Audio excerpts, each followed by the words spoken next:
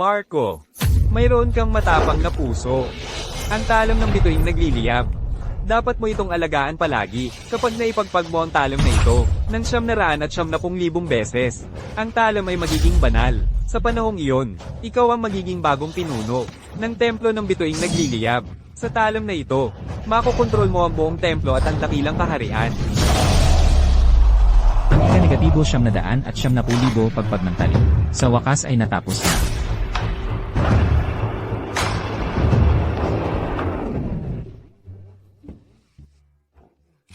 Hoy, mamamatay baboy. Tapos na ba ang baboy ko? Tita, malapit na po. Heto na po. Araw-araw, kahit pagbebenta ng baboy, hindi mo magawa ng maayos. Kaya pala ang asawa mo, niloloko ka. Ano ang sinabi mo? Ulitin mo nga. Sinabi ko na ang asawa mong si Sofia, niloloko ka. Ayaw na sayo ng asawa mo na mamamatay baboy. Impossible. May ebidensya ka ba? Nakita ng anak ko kanina sa terminal ng bus, ang asawa mo na nakikipagyakapan, at nakikipaghalikan sa ibang lalaki. Ang sarap ng halikan nila. Ikaw. Anak, malapit na kami ng nanay mo. Magtira ka ng baboy para sa tatay mo. Uminom tayo ng kaunti. Ha?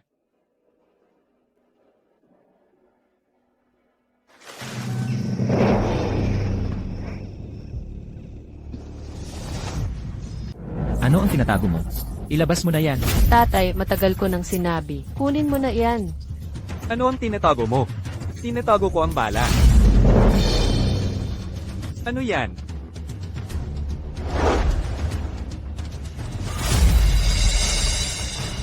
Ito ay mula sa pakikipaglaban sa mga dayuhang kalaban. Ito ay mula sa pakikipaglaban sa mga sundalong Koreano, mula sa depensang labanan sa kabundukan. Ako ay isang sundalo. Ano ang gusto ninyong gawin? Ang daming butas ng bala. Ginoo, maituturing ka rin na isang bayani ng bayan. Noon, ang daming kasama, ang namatay at inilibing sa ibang bansa. Hindi pa sila nakakauwi ngayon. Hindi na nila makikita. Anong klaseng bayani ako?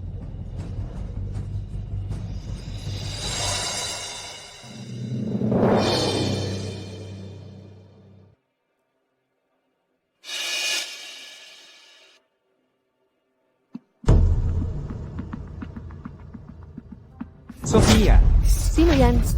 Walang modo. ano ang nangyayari? Hindi ba kayo nagtatrabaho sa malaking syudad? Bakit kayo nandito? Ang sitwasyon ay, niloloko ko ang asawa ng anak mo. Anong ginagawa mo? Ako, matanda na. Buong buhay ko, sundalo ako. Ngayon, matanda na ako. Binubuli mo pa ako. Bata ka? Sofia, manugang ka namin. Ang anak kong si Marco. Ano nang ginawa niya sa iyo? Ikaw at ibang lalaki. Sa gitna ng araw, ginagawa niyo to. At sinaktan mo pa ang tatay mo. Uy, sweetheart. Pumayag na akong pakasalan ka, di ba? Anong kinakatakutan mo? Iswe, ano nang ginawa niya sa Ken? Sino ba naman ang gugustuhin na ang asawa niya ay isang magbababoy? Araw-araw, puro mantika ang kamay. Tapos hahawakan pa ako. Kadiri. Huy, Sofia. Kayo ng anak ko. Magkasama na sa kolehiyo. Siya ay isang matalinong estudyante at pwede siyang makapasok sa ospital ng liwanag. Hindi mo ba alam yan? Kaso lang, ang pwesto niya ay inagaw ng isang walang pusong mayaman. Kung hindi, magbababoy ba siya? Ha ha ha ha. Hoy, matandang hakluban. Ipapaalam ko sa iyo ang totoo. Ang pumalit sa anak mo sa ospital. Ako yon. Hindi lang trabaho niya ang aagawin ko. Pati na rin ang babae niya. Ano? Anong magagawa mo sa King?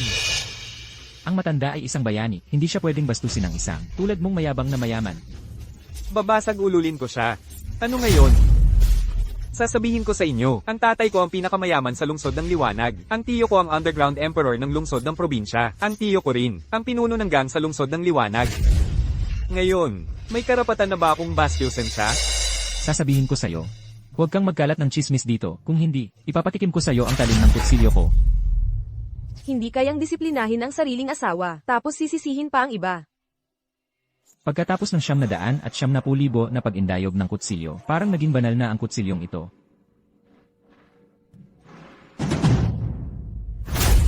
Hoy, magbababoy. Hiwain mo ako ng 5 kilong lean meat, gawing napakapinong giniling. Walang kahit kaunting taba. Kung hindi, sisirain ko ang tindahan mo. Naiintindihan mo ba? Hindi ko naintindihan. Isasara ko na ang tindahan ngayon. Susunduin ko ang mga magulang ko sa istasyon. Ikaw, umalis ka na. Kaibigan, paano mo hindi kilala yan? Sa ating bayan, kilala yan bilang walang hiya, isang basabulero. Kung kaya mong tiisin mo na lang. Kapag kinulit ka ng ganyang tao, magagawa mo pa ba ang negosyo mo?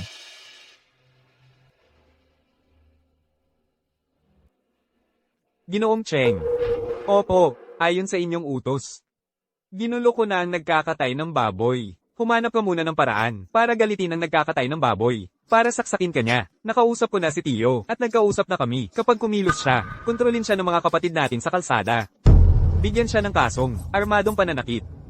At ikulong. Naiintindihan ko, bahala na ako, Kuya Cheng. Ikaw ba, ang pinakamaingay kanina? Halika, lumapit ka. Ipagtatanggol mo siya, di ba? Ngayon, sasaktan ko siya. Ano, tutulungan mo siya. Hindi po. Hindi ka pala nangangahas? Pasensya na po, Lolo. Hirap na hirap ang tatay ko, para lang mailagay ako sa posisyong ito. Huwag na kayong tumingin, magsiuwian na kayo. Ang hina naman. Natakot lang sa mayaman na yan. Sa ilang salita, tumakbo na. Kanina, nag-e-enjoy ako. Tapos ikaw na, matanda ang Samira ng mood ko. Galit ako. Bitawan mo. Ang sakit. Ikaw na bastos na bata, noon. Nakipaglaban ako sa oso gamit ang mga kamay ko. Akala ko hindi na ako makikipag-away pa. Pero hindi ko inaasahan na makakita ulit ng oso ngayon. Magaling, Lolo. Patayin niyang cute na yan. Sinasabi ko sa'yo, puro CCTV ang paligid dito. Mag-ingat ka, baka ipahanap ko. Si Tio para guluhin ka. Ipapakulong kita. Bitawan mo ako. Sino ang tinatakot mo? Hindi ako natatakot sa bala. Tapos sa ilang salita mo lang, matatakot ako. Paano ang anak mo? Ang apo mo? May criminal record ang anak mo. Habang buhay siyang pag-uusapan ng mga tao. Lolo, matanda na tayo ngayon. Wala kang pakialam sa sarili mo. Pero si Lele ay may magandang kinabukasan pa. Huwag ka nang maging padalos-dalos, tama na. Uwi na tayo. Teka, pinayagan ba kitang umalis?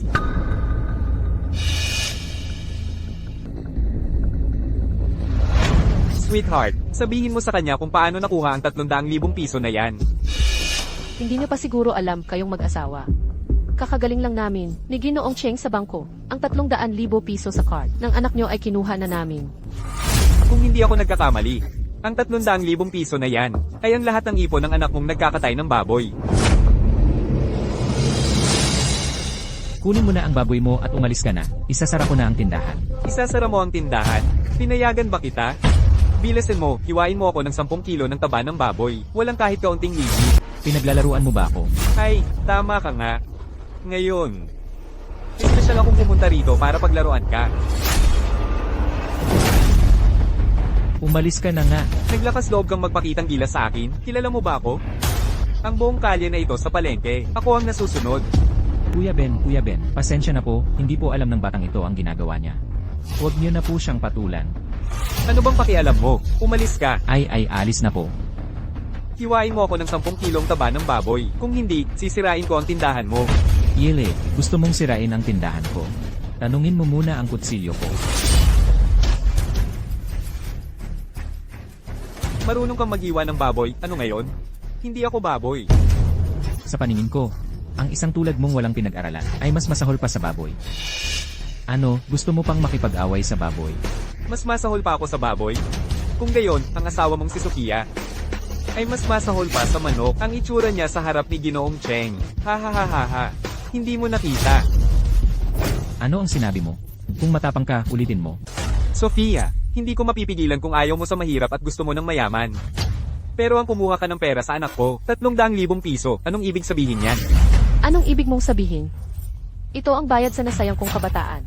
Sasabihin ko sa'yo ngayon, utang ito ng anak mo sa akin. Sophia, hindi madali para sa anak ko. Pinakain ka niya ng masasarap at inalagaan ka ng husto. Ang 300,000 piso na yan, pinaghirapan niya yan para sa down payment ng bahay. Ang babaeng yan, walang hiya talaga. Nakahanap na ng mayamang lalaki. Iniisip pa rin ang perang pinaghirapan ng iba para sa bahay. Oo nga, ang nagbebenta ng baboy, gumigising ng maaga at nagtatrabaho hanggang gabi. Madali bang mag-ipon ng pera? Ano, matanda? Gusto mo bang bawiin ang 300,000 piso? Sabihin mo, ano ang kondisyon? Ang kondisyon ay napakasimple. Maglaro tayo ng laro. Kung masisiyahan ako, ibabalik ko sa'yo. Paano lalaruin? Hindi ba't mahalaga sa'yo ang dangal mo? Pero hindi ko yan ibibigay sa'yo. Pero hindi naman kita sasampalin ng walang kapalit. Sasampalin kita ng isa, at ibabalik ko sa anak mo ang 10,000 piso. Paano? Gino, ang asawa ko po, ay napakahalaga sa kanya ang dangal niya. Kung gusto niyo pong manampal, ako na lang po. Matandang babae, lumayo ka. Ngayon, ang matandang lalaking ito, sasampalin ko talaga. Ang 10,000 piso, hindi ko babawiin ang salita ko. Ang anak nyo, gaano karaming baboy ang kailangan niyang ibenta? Para kumita ng 10,000 piso. Sulit ba? Sulit. Siyempre, sulit na sulit. Sa tingin ko rin, sulit. Ha ha ha ha. Sir, bilisan mo na at subukan mo. Ang mukha ng matandang yan. Siguradong masarap sampalin. Halika, aba, tingnan nyo, ang bayani nyo.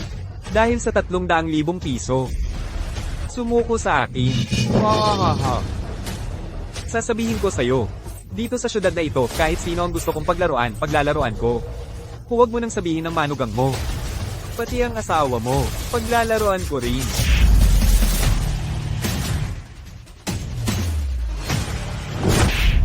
Tingnan nyo, ang pambansang bayani nyo, pinatumba ko. Aba, tingnan nyo nga, ang dakila nyong bayani, pinatumba ko. Sige, suntukin mo ako, bata. Huwag mong banggitin ang salitang bayani. Ikaw ang sinasaktan ko. Hindi ba masarap sa pakiramdam? Ha, titigan mo ako. Nakatingin pa rin. Kapag tinitigan mo pa ako, papatayin kita. Oh, Baliw ka ba? Ang batang iyan ay mayaman at makapangyarihan. Sinira mo ang kanyang kasiyahan. Kaya mo bang panagutan yan? hindi ko lang matiis. Isang matandang bayani, binubuli ng batang iyan. Eh, anong magagawa mo? Hindi ka ba natatakot na? Gagantihan ka. Paano ang asawa at anak mo? Tama na. Huwag na kayong mag-away. Aking asawa, nakikiusap ako sa iyo. Tama na. Ang asawa mo, si Sofia, mas masahol pa sa manok. Ang itsura niya sa harap ni Young Master Cheng. Haha, hindi mo nakita. Ano nang sabi mo? Subukan mong ulitin. Ikaw na magbababoy. Sabi ko, ang asawa mo ay isang puta. Para sa iyo yan. Binigyan ka ng sungay. Ha. Nagsisinungaling ka. Anong silbi ng pagtulak mo sa akin? Ang asawa mo ay isang puta. Nasa bus station siya ngayon sa Jiangcheng. Kasama si Young Master Cheng. Kung hindi ka naniniwala, tawagan mo at tanungin. Sophia, tatanungin kita. Nasa bus station ka ba sa Jiangcheng? Hoy, baboy. Nandito ako ngayon sa bus station ng Jiangcheng. Ano ngayon? Gusto ko ring sabihin sa iyo na ako ngayon, ang babae ni Young Master Cheng. Nandidiri ako kapag kasama ka. Boses ng nanay ko. Anong ginagawa nyo? Masyadong bastos ang bibig ng tatay mo. Tinuturuan siya ngayon ni Young Master Cheng. Tingnan mo na lang. Tatay, binubuli nyo ang tatay ko. Kayo, mga taksil na magkasintahan. HMPH. Ngayon, wala sa inyo ang makakaligtas. Mamamatay baboy. Sagasaan ka. Ngayon, haharapin ko. Ang mga taksil na magkasintahan na yon. Wala akong oras para sa'yo. Huwag kang maghanap ng gulo. Mamamatay baboy. Ang yabang mo sa kutsilyo mo, ha? May lakas ka ng loob? Halika, patayin mo ako sa gitna ng kalsada, ha? CJ, mamatay ka. Ha? Mamamatay baboy, ikaw. Nagdadala ka ng kutsilyo at nang aaway sa kalye. Arestuhin ka na. Mas mabuting sumuko ka na lang. Ang pinakamasama, baliin lang namin ang braso o binti mo. Kung lalaban ka, babarilin ka namin agad. Si Young Master Raphael, ang nagpadala sa inyo, di ba? Sige, nagplano kayo ng patibong. Naghihintay na mahulog ako, di ba? Ano ngayon kung alam mo? Huwag ka nang magsalita. Yumuko ka at umupo para makatipid din ako ng lakas. CJ, ngayon, wala sa inyo ang makakaligtas.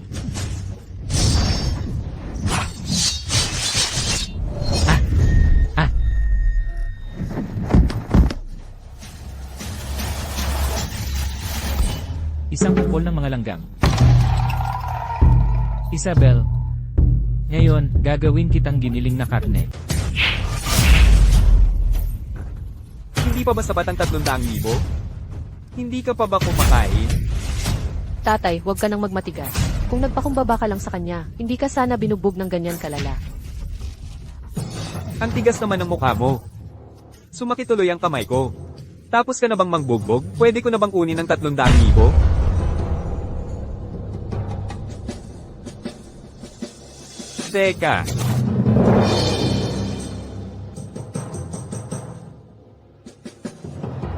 Hoy. Hindi ka marunong makipaglaro, ha? Hindi. Ang 300,000 piso na yan, ibabalik ko sa anak mo, pero ang kamay ko, sumakit dahil sa pagbugbog sa matanda mong mukha. Kailangan mong bayaran ng gasto sa ospital. Siguro mga 500 o 600,000 piso. Ang ibig sabihin niya Master Rafael, ang 300,000 piso na yan, wala kang makukuha kahit isang sentimo ngayon. At kailangan mo pang magbayad ng 200 o 300,000 piso para sa gasto sa ospital. Ikaw na bastos na bata ka. Huwag kang masyadong mapang-api.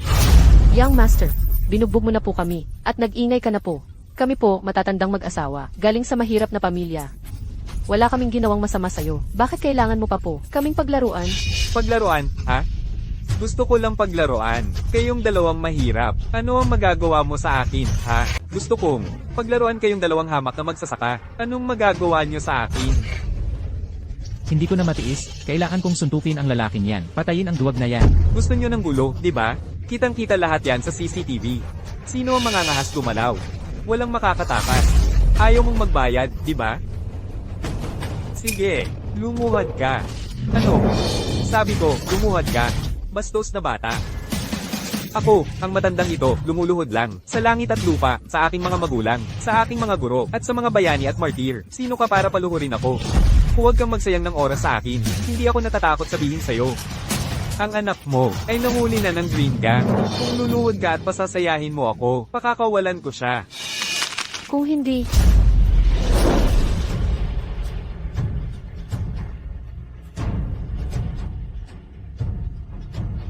Tatay, huwag po kayong gagawa ng ganyan. Tingnan natin kung lalaki ka nga ba. Kaya mo bang panindigan ng sinabi mo? Ay, hindi pa sapat. Hindi pa sapat, mas ibaba mo pa. Mas ibaba mo pa. Baba pa. Huwag kang gagalaw, ganyan lang. Papalasabin kita ng usok ng tambucho. tara na. Nandito na po si Sir. May ipapakita ako sa iyong nakakatuwa. Ay, tatay. Umalis ka dyan. Tatay. Ha. Ang ugali niyang yan. Paano siya naging bayani? Isa lang siyang malaking itim na aso. Hahaha. Ikaw, paano mo nagawang apihin ang tatay ko ng ganyan? Sawa ka na bang mabuhay? Ha? Ano nang gagawin mo? Ano nang gagawin ko? Ngayon, ipaghihiganti ko. Ang tatay ko, Ha?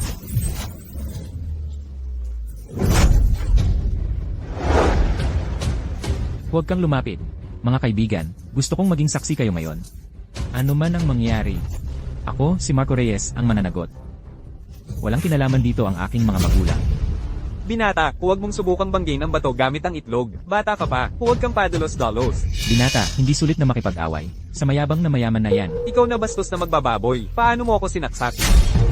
Papatayin kita. Papatayin ko ang buong pamilya mo. Huhukihin ko ang libingan ng mga ninuno mo at ikakalat ang kanilang abo. Sa tingin mo ba tinatakot lang kita? Ngayon, papatayin kita, na parang baboy. Marco, huwag kang magwala. Si Miguel ay ang kilalang mayaman sa lungsod ng Mayumi. Kung papatayin mo siya, hindi ka rin mabubuhay. Manahimik ka. Ikaw na maliit na cute. Ha? Ang saksa kanina ay para sa pagnanakaw mo ng aking babae. At pagsira sa aking pamilya. Ang tatay ko ay... Ang tatay mo, kahit pa ang pinakamakapangyarihan, ang dumating, huhulihin ko pa rin siya. Ha? Ang pangalawang saksak na ito ay para sa paggamit mo ng aking pangalan sa trabaho sa ospital ng lungsod ng Mayumi. Ha? Huwag mo akong saksakin. Babayaran kita. Babayaran kita. Kailangan ko ba ng pera? Alisin mo ang marumi mong pera. Ha? Ang pangatlong saksak na ito ay para sa pang-aapi mo sa aking ama at pagpapahiya sa kanya sa harap ng lahat. Deserve mo yan, naghahanap ka ng kamatayan. Ang tatlong saksak na yan, nakakagaan ng loob tingnan. Para sa mga tulad nitong, maliit na cute, ganyan dapat ang gawin. Ha? Ang pang-apat na saksak na ito ay para sa kapakanan ng lahat. Ihahatid ko ang hayop na ito sa impyerno. Tama na. Marco, huwag kang pumatay. Umuwi na tayo. Tatay, hindi ito pwedeng palampasin. Paano niya nagawang apihin ka ng ganyan? Dapat siyang mamatay dito ngayon. Nababaliw ka ba? Kung papatayin mo siya, makakaligtas ka ba? Mayaman at makapangyarihan siya. Gusto mo bang kami ng nanay mo ang maglibing sa sarili naming anak? Marco, hindi. Lolo Marco. Nagmamakaawa ako sa'yo. Nagkamali ako, humihingi ako ng tawad. Humihingi ako ng tawad. Basta palayain mo lang ako. Ang nangyari ngayon. Hindi ko na yan babalikan. Ngayon, ano man ang mangyari, hindi ka makakaalis. Talagang isang pagkakamali lang yan. Siya yan. Sa lahat, itong maliit na cute na to. Siya ang umakit sa akin sa ospital. Siya ang dahilan kung bakit kayo minura. Siya ang tunay na salarin. Wala akong ginawa. Wala talaga. Marco, huwag kang gumawa ng gulo. Huwag kang lumapit. Kung lalapit ka pa, sisigaw ako. Nang inaapi ang tatay ko, bakit hindi mo alam? Magsumbong ka sa pulis. Marco. Marco, nagmamakaawa ako sa'yo. Alam kong nagkamali ako. Nagmamakaawa ako, patawarin mo ako. Nagkamali ako. Marco. Tumayo ka. Sophia. Hindi ba't mabuti ang pakikitungo ko sa'yo? Nakipagsabuatan ka sa lalaking ito para lokohin ako. At gusto mo pa akong patawarin ka. Ano ang sasabihin mo? Hindi ko sinasadya. Talagang hindi ko sinasadya. Patawad. Lumuhod ka. Magbigay ka ng 300 koto sa tatay ko. Kung hindi, ngayon din ikaw ay papatayin ko na parang baboy. Magkukauto ako. Lakasan mo. Hindi ka ba kumain? At ikaw? Luluhod ako. Bilisan mo. Ano? Hindi ka rin ba nabusog?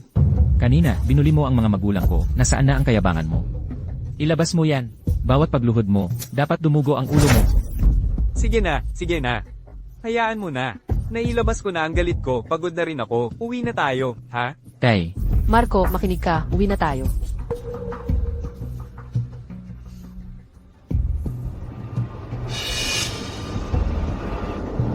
sinaksak mo ang pamangkin ko tapos gusto mong umalis. Palibutan niyo siya.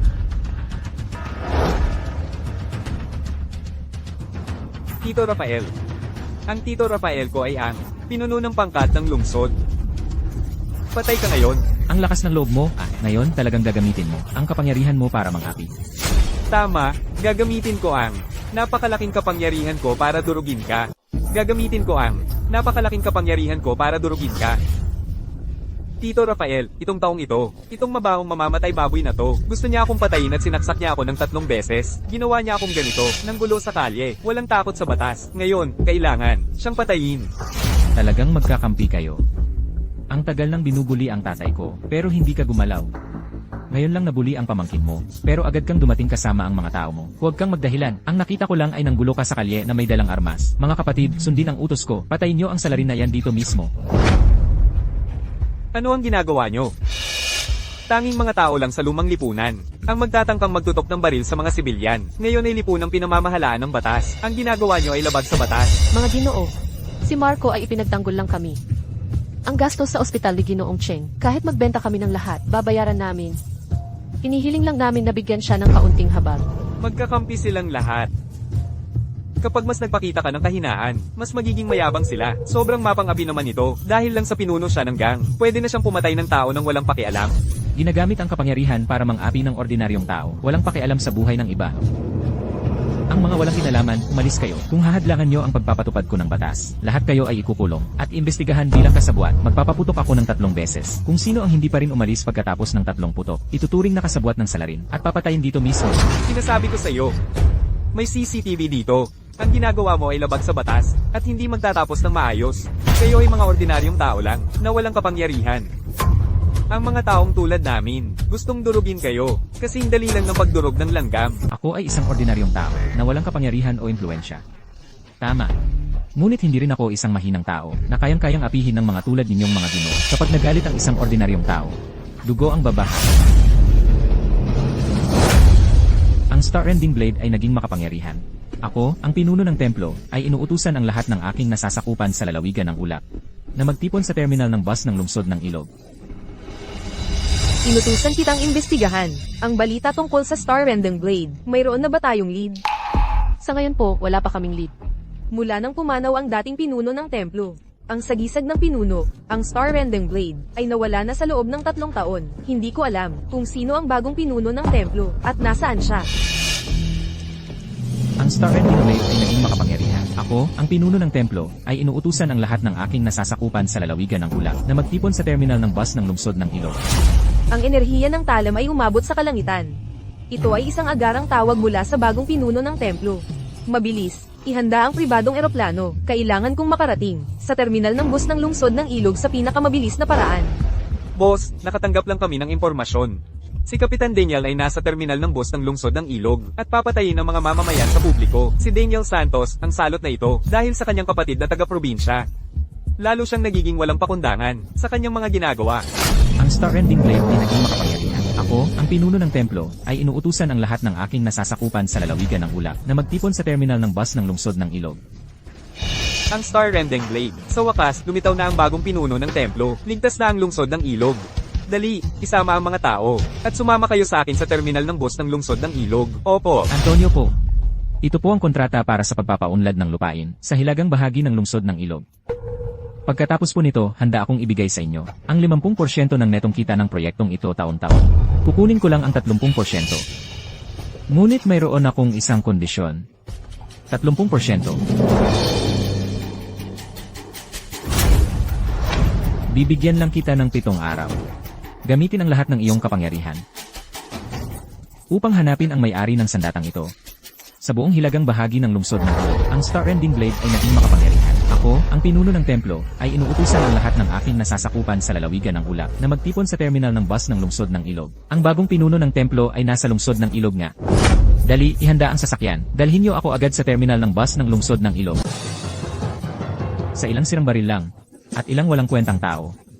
Akala nyo kaya nyo kaming mag-ama? Ang tatay ko ay nakaranas na ng matinding labanan. Ilang sirang baril lang yan. At ako, hawak ang Lixen Blade. Sa loob ng 10 hakbang, lahat ay kalaban ko. Tigilan mo na ang daldal, barilin na.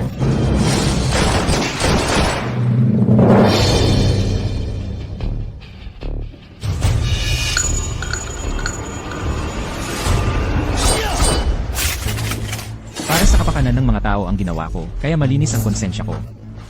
Gusto mo akong hulihin? Tanungin mo muna ang aking sandata kung papayag ba ito. Napatay ko na ang tao. Kung ano man ang mangyari, pupunta ako sa malalim na kagubatan. Tatakas sa ibang bansa. At magtatayo ng sarili kong imperyo.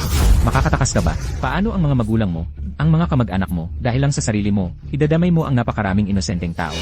Kapag ginamit ko na ang kapangyarihan ko, sana hindi ka matakot at maihi sa pantalon. Masarap gamitin ang kapangyarihan, di ba?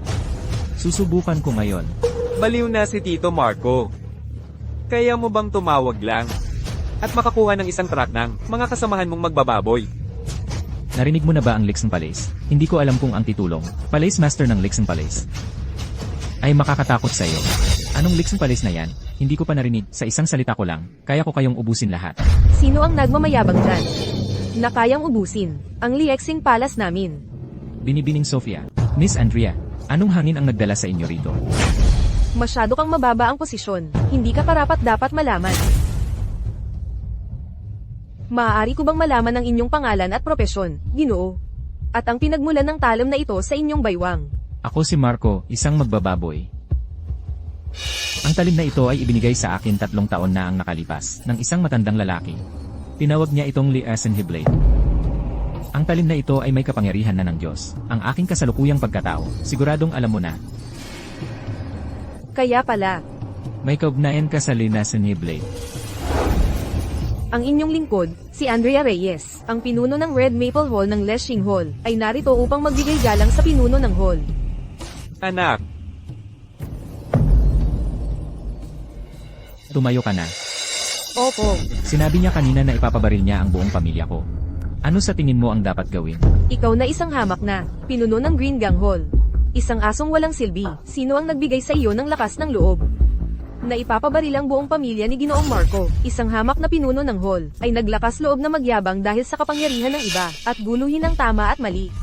Bumuhad ka at humingi ng tawad kay Ginoong Marco. Kung hindi ako magdadalawang isip na lipulin ang buong pamilya ninyong Santos. Tito, nababaliw ka na ba?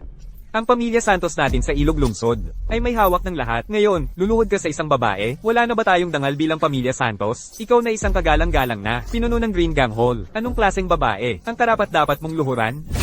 Pinuno ng Green Gang Hall. Pamilya Santos. Sa Ulapan Probinsya, tanging ang pamilya Reyes lang ang matatag. Ano ba kayo, pamilya Santos? Daniel, huwag mong sabihin na ikaw ay isang hamak na pinuno ng hall ngayon, kahit pa ikaw ang General Hall Master. Ang pinakamayaman sa Ilog Lungsod. Huwag kang mangarap na kalabanin ako. Luluhod ako. Tito, ang pamilya Santos natin ay 3 henerasyon ang nasa Ilog Lungsod. Ang ating kapangyarihan ay matagal nang nakaugat, bakit ka kailangang lumuhod sa isang babae? Manahimik ka. Sa tingin ko, sanay ka nang maging mayabang sa Ilog Lungsod at hindi mo kilala ang tunay na malalaking tao. Si Miss Andrea Reyes ay isang higanteng pinansyal. Siya ang pinakamayaman sa probinsya. Sa isang salita lang niya, maaari niyang putulin ang buhay ng buong pamilya Santos. Luluhod ka ba o hindi? Luluhod kami.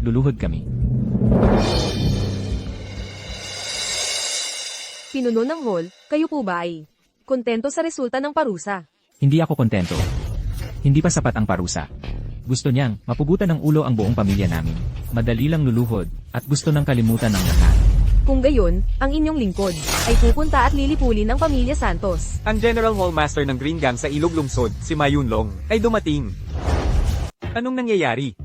Sir, tamang-tama ang dating nyo. Kailangan nyo po akong tulungan. Tulungan ka saan? Itong mamamatay baboy na to, dala-dala ang kutsilyo niya. Sinugatan ang 3 naming kasamahan at isang inosenteng sibilyan. Sinaksak pa niya ang pamangkin ko. Gusto ko siyang ipabaril, pero si Andrea, pinipilit siyang protektahan. Dahil dito, handa pa siyang sirain ang pamilya Cheng namin. Kutsilyo ng mamamatay baboy? Nasaan ang kutsilyo? Binata, pwede bang pahiram ng kutsilyo mo para tingnan? Lanan. Nakalimutan kong sabihin sa'yo, ang kutsilyong ito ay may 42.5 kilo. Mas mabigat pa ito kaysa sa Green Dragon Crescent Blade ni Guan Yu, ng 1.5 kilo, 3 gin. Hindi ito kayang buhatin ng ordinaryong tao. Kumusta? Sapat na ba ang tingin mo? Boss, itong mamamatay baboy na to, hindi mapapatawad ang kasalanan niya. Kailangan niyo siyang ipahuli at ikulong, at hatulan ng kamatayan. Oo, dapat na siyang ipahuli. Hahaha.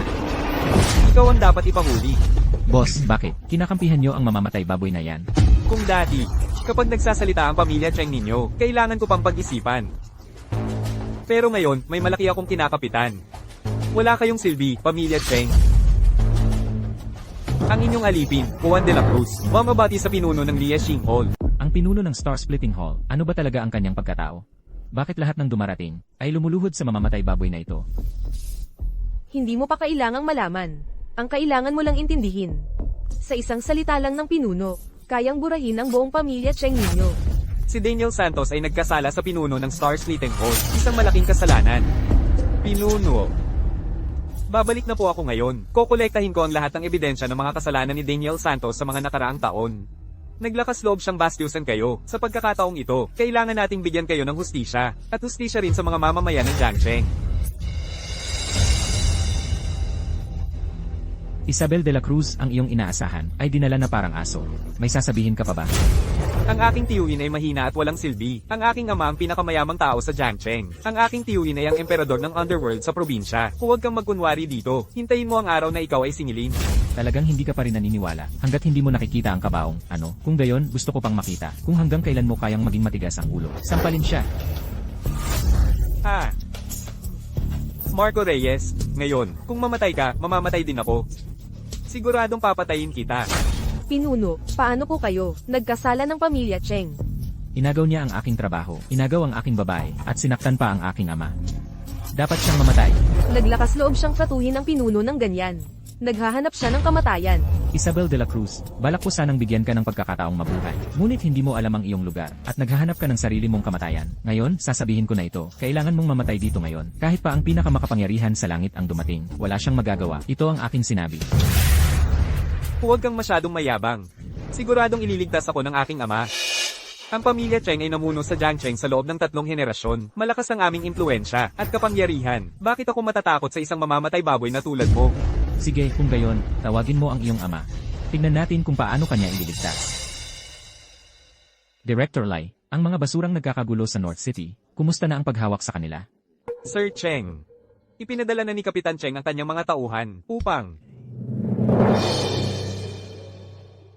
Nalinis ba ng maayos?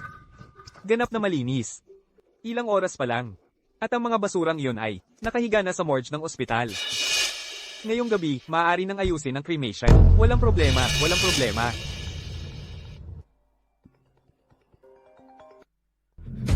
Tay, nasa bus terminal ako ng Jiangcheng.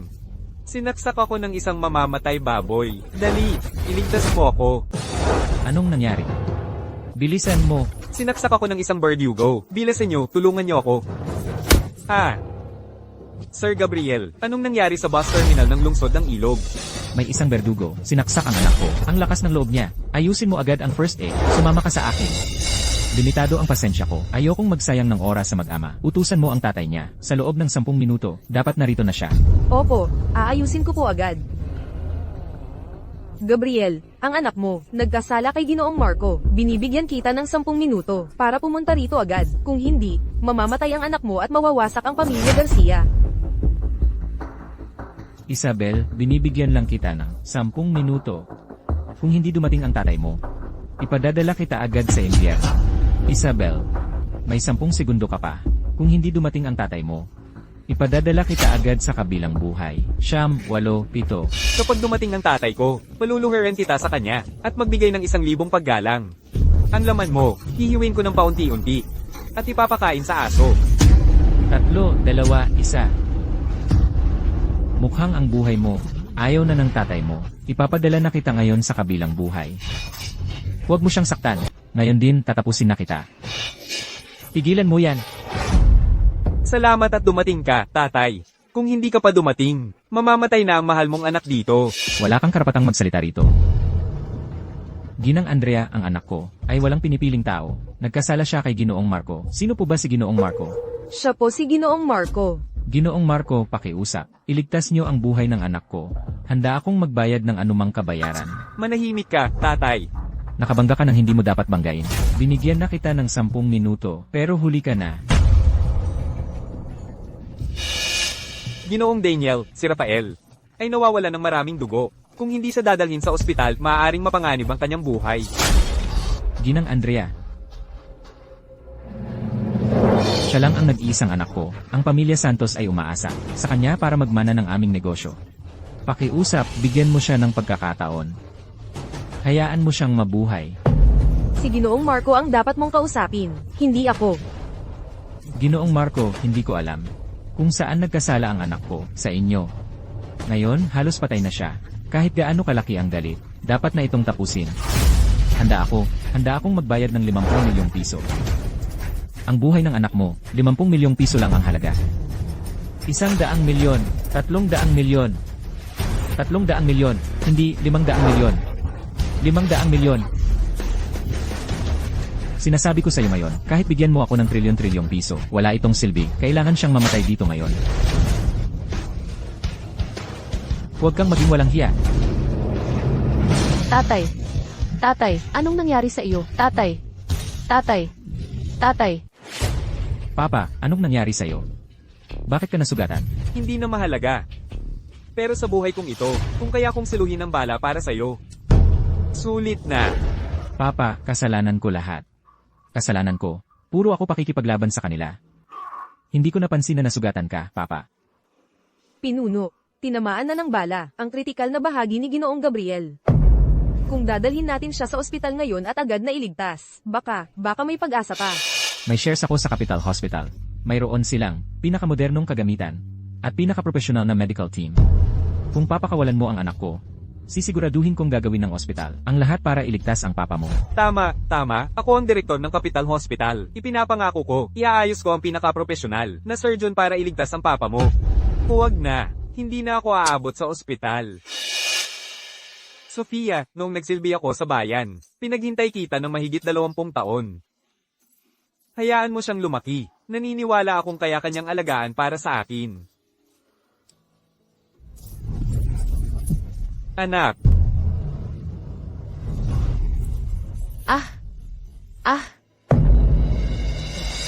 Gabriel, gumising ka, Gabriel. Huwag mo akong takutin. Kung wala ka, paano na ako sa mga susunod na araw?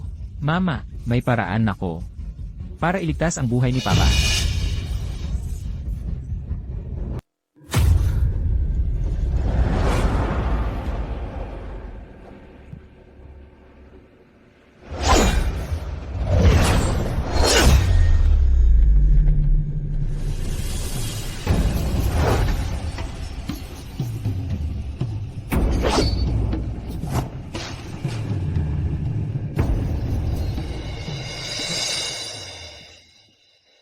Papa, Anak, hindi ba ako patay? Ha? Matagal ko nang naririnig na ang Cracked Star Blade ay kayang magbalik buhay ng patay at magpagaling ng sugat. Ngayon ko lang nakita, at totoo nga ang sinasabi nila. Ang bala ay kusang lumabas sa katawan. Ang sugat ng baril ay himalang gumaling. Ito ay labag sa lahat ng medikal na kaalaman. Hindi ka panipaniwala. Talagang hindi ka panipaniwala. Pinuno, ang iyong kapangyarihan ay kahanga-hanga. Ang Cracked Star Hall ay may pag-asang bumangon muli. Ako, si Andrea, ay nagbibigay galang. ang anak ko rin ay halos patay na. Ginoong Marco, ano ba talaga ang gusto mo? Para pakawalan mo ang anak ko. Sinasabi ko sa iyo sa huling pagkakataon. Kailangan siyang mamatay ngayon. Dito, ang pagpatay ay hindi naman kailangan ng matinding paghihiganti. Sa pagitan mo at ng anak ko, hindi pa naman ito umabot sa puntong magpapatayan. Huwag kang sumobra. Ang respeto ay ibinibigay sa isa't isa. Ang respeto, ako, ang pinaka hindi nangangailangan yan. Siya, ginamit ang kapangyarihan para mang-api. Kinuha ang trabaho ko, inagaw ang babae ko, at pinlano pa akong ipahamak. Para mabulok ako sa kulungan. Ang mas nakakainis pa, ay ang pagpapahiya niya sa aking ama sa publiko. Ang taong tulad niya ay dapat mamatay. Gaano man kalaki ang galit, sinaksak mo na siya ng ganyan. Dapat ay tapos na yan, di ba? Kung patuloy kang manggugulo, huwag mong sisihin ang isang amang tulad ko kung magpapatayan tayo. Tignan natin kung paano ka makikipagpatayan. Ine, ang kuya ko, ay isang malaking tao sa probinsya. Kung siya ang kikilos para ayusin ka. Kahit si Andrea Reyes pa, hindi kanya mapoprotektahan. Ang impluensya ng pamilya Reyes sa Cloud Province ay malalim na ang ugat. Bakit kami matatakot sa kanya? Isang maliit na diktador. Miss Reyes, hindi mo pa siguro alam, na kamakailan lang ang pamilya Cheng namin ay nakipag-ugnayan kay Ginoong Miguel ng Cloud Province. Kung kami ay natatakot sa iyo, natatakot din ba si Ginoong Miguel sa iyo? Si Miguel Ramirez ay talagang kayang gawing mag-ingat ang pamilya Reyes. Pero bakit ka naman sigurado na ipaglalaban niya ang pamilya Cheng para kalabanin si Ginoong Reyes? Ngayon na si Ginoong Miguel at ang pamilya Cheng ay maganda ang relasyon dahil ang mamamatay baboy na ito ayaw niyang mabuhay ang anak ko. Kahit pa maubos ang lahat ng yaman namin. Hilingin ko kay Ginoong Miguel na ayusin siya. Andrea, ano ang pinagmulan ni Miguel Ramirez? Sino ba itong si Miguel Ramirez? Ano ba ang pinanggalingan niya? Ang baboy na mamamatay baboy na yan. Hindi mo ba naririnig ang pangalan ni Boss Miguel ng probinsya ng yon? Nakakatawa. Si Boss Miguel ang pinakamakapangyarihan sa buong syudad. Kontrolado niya ang lahat. Legal man o illegal, kahit pasirain, ang pamilya Reyes, isang salita lang niya yan, hahaha. Noong nagtatrabaho pa ako, narinig ko na ang pangalan ni Miguel Ramirez. Talagang kilala siya sa probinsya ng yon sa pamilya de la Cruz. Mahirap siyang kalabanin kung siya ang kinuha nila. Anak, umalis ka na. Ang tatay mo at ako, sa edad namin ngayon, sapat na ang buhay namin. Umalis ka na, umalis ka na. Huwag po kayong mag-alala, mahal na pinuno, kahit 10 beses pa ang tapang ni Miguel Ramirez. Hindi po siya maglalakas loob na bastyusin kayo. Ibig mong sabihin, may connection din si Miguel Ramirez sa templo ng Bituin? 3 taon na ang nakalipas, nang pumanaw, ang dating pinuno ng templo ng Bituin. Sa isang pribadong seremonya ng pagluluksa, nakita ko si Miguel Ramirez. Siguro, isa lang siya sa mga pinuno ng sangay, sa ilalim ng inyong pamumuno. Ah, ganoon pala. Hahaha, Miguel Ramirez, di ba? Wala rin pala. Si Boss Miguel ang hari ng probinsya ng yon. Paano mo siya binabastos? Kahit si Andrea Reyes, hindi ka na niya maililigtas. Kuya, ang anak ko sa bus terminal ng Jiangcheng, nahuli ng isang mamamatay baboy. Si Andrea Reyes, hindi lang sinuportahan ang mamamatay baboy na yan, pinigilan pa akong iligtas ang anak ko. Pakiusap, ipaalam mo kay Boss Miguel. At pakiusapan siyang tulungan kaming disiplinahin sila. Oh. Ako ay naghihintay dito sa bus terminal ng Jiangcheng sa pagdating ni Boss Miguel. Mukhang hindi pa tapos ang buhay ng anak ko. Ang kuya ko at si Boss Miguel ay papunta na. Malapit na ang katapusan mo. Mamamatay baboy. Hahaha. Sige, hihintayin ko sila dito.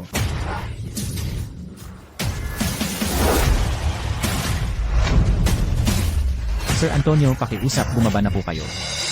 Maganda ang pagtanggap ng mga kapatid na Cheng. Sir Antonio, handa akong ibigay ang 8 bilyong piso ng aming pamilya Cheng para lang iligtas mo ang aking walang kwentang anak. Ang pera ng pamilya Cheng ninyo ay hindi malinis. Hindi ko yan kailangan. Hindi ako pumunta rito para sa maliit na problema ng pamilya Cheng ninyo. Pero kung talagang inosente ang anak mo, ayusin ko yan para sa kanya. Maraming salamat po, Sir Antonio. Masyado pang maaga para magpasalamat. Marco. Nakita ko na si Miguel Ramirez sa TV. Hindi ko inakala na talagang naimbitahan siya. Tay, huwag kang mag-alala, Tay. May kumpiyansa tayo. Kay Miguel Ramirez. Oh, malapit na kayong mamatay. Nagmamayabang pa rin kayo. Marco, isa ka lang hamak na magbababoy. Palaging winawagayway ang sirang kutsilyo na yan. Paano ka magkakaroon ng kumpiyansa kay Sir Antonio? Ang kumpiyansa mo. Hindi ba galing lang sa babaeng yan sa tabi mo? Sasabihin ko sa'yo, dumating na si Sir Antonio. Hindi niya kayang iligtas ang sarili niya. Tama. Ang kumpiyansa ko ay talagang galing sa kutsilyo na ito. Si Miguel Ramirez sa harap ko ay luluhod lang. Huy! Si Sir Antonio ang langit ng probinsya ng Ulap. Isang dakilang tao na hindi mo kailanman maaabot sa buhay mo. Ikaw na hamak na magbababoy. Anong karapatan mo para paluhurin si Sir Antonio sa iyo? O ano? Gagamitin mo pa ba ang sirang kutsilyo na yan para saksakin si Sir Antonio? Inaamin ko. Dati akong magbababoy, pero ngayon, ako ang pinuno ng templo ng Bituing Hati. Isang nangungunang nilalang na kinatatakutan sa dakilang imperyo. Malapit ka nang mamatay, nagsasalita ka pa rin ng malaki dito. At magiging kinatatakutan sa buong kaharian. Sa tingin ko, habang nagkakatay ka ng baboy, nasira ang ulo mo sa sipa ng paa ng baboy. Pagdating ni Sir Miguel, yun na ang katapusan niya. Andrea, ang dalawang ito ay bastos. Sampalin mo sila. Naglakas loob kang sampalin ako. Kung magiging bastos ka pa kay Sir Marco, ingat ka at babaliin ko ang mga ngipin mo. Isa-isa sa bibig mong parang aso. Ikaw, Ang inay dito ah. Ang daming nangyayari. Sir Miguel, Ano ang nangyayari dito? itong bastos na magkakatay ng baboy, sinaksak ako ng 3 beses. Nakipagsabuhatan pa siya kay Mayunlong ng lungsod ng Ilog, at ipinakulong ang aking tiyuhin. Ipinagmalaki pa niya na, papayagan niya akong mamatay dito ngayon. Kayo na po ang bahala sa akin. Siya, isang magkakatay ng baboy. May ganoong kakayahan. Sir Miguel, hindi niyo po alam. Siya, isang bastos na magkakatay ng baboy. Walang kakayahan. Umaasa lang siya sa pangalan ni Miss Andrea para manloko dito. Hindi niya iginagalang ang pamilya Santos. Iyon ay okay lang. Ngunit bastos pa siya sa inyo. Hinihiling ng pamilya Santos kay Sir Miguel na parusahan siya. Sa probinsya ng Ulap, wala pang naglakas loob na bastusin ang isang Ramirez. Ngunit sa probinsya ng Ulap, si Miss Andrea bilang isang financial gang ay may napakatalas na paningin at pag-isip.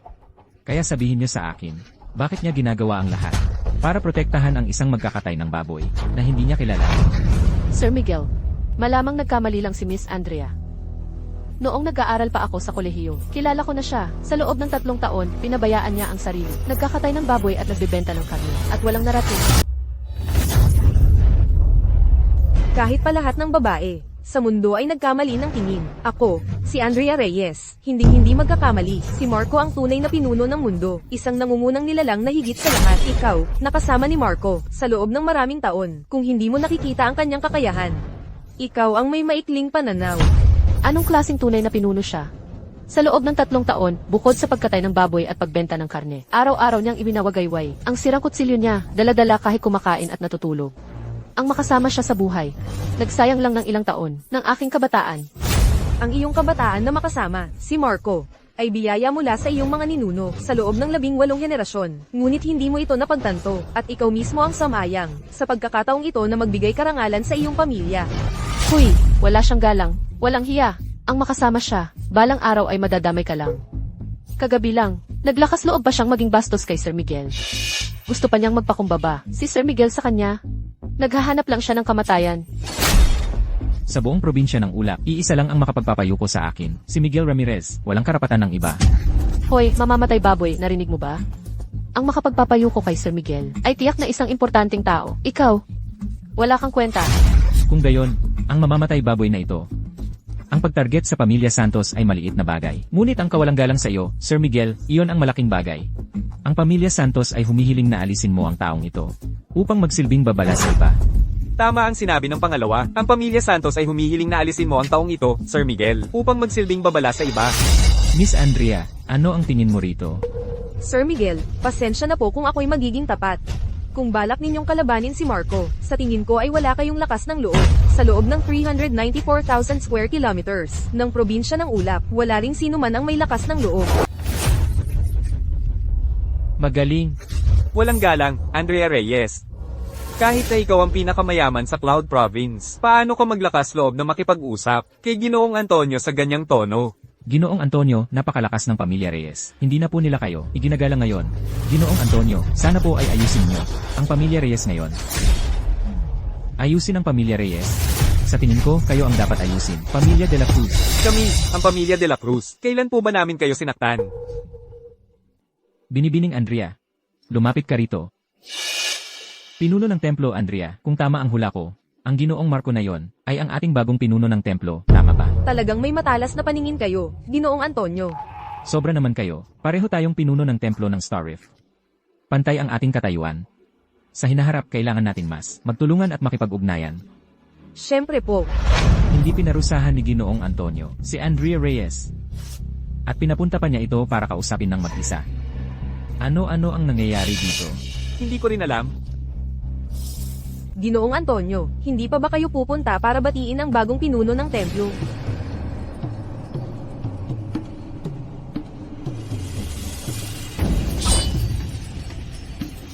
Miguel Ramirez, nakita mo na ang pinuno ng templo, hindi ka pa ba luluhod para sumalubong? Hindi ka pa ba luluhod para sumalubong? Anak, paano mo naman mapapaluhod si Ginoong Antonio? Ginoong Antonio, ang Marco ko po ay hindi pa nakakakita ng malaking mundo. Kaya po siya ay walang alam. Huwag niyo na po siyang patulan. Ako po ang humihingi ng tawad para sa aking anak. Ma, tanungin niyo po siya. Kaya ba niyang tanggapin ang pagluhod niyo?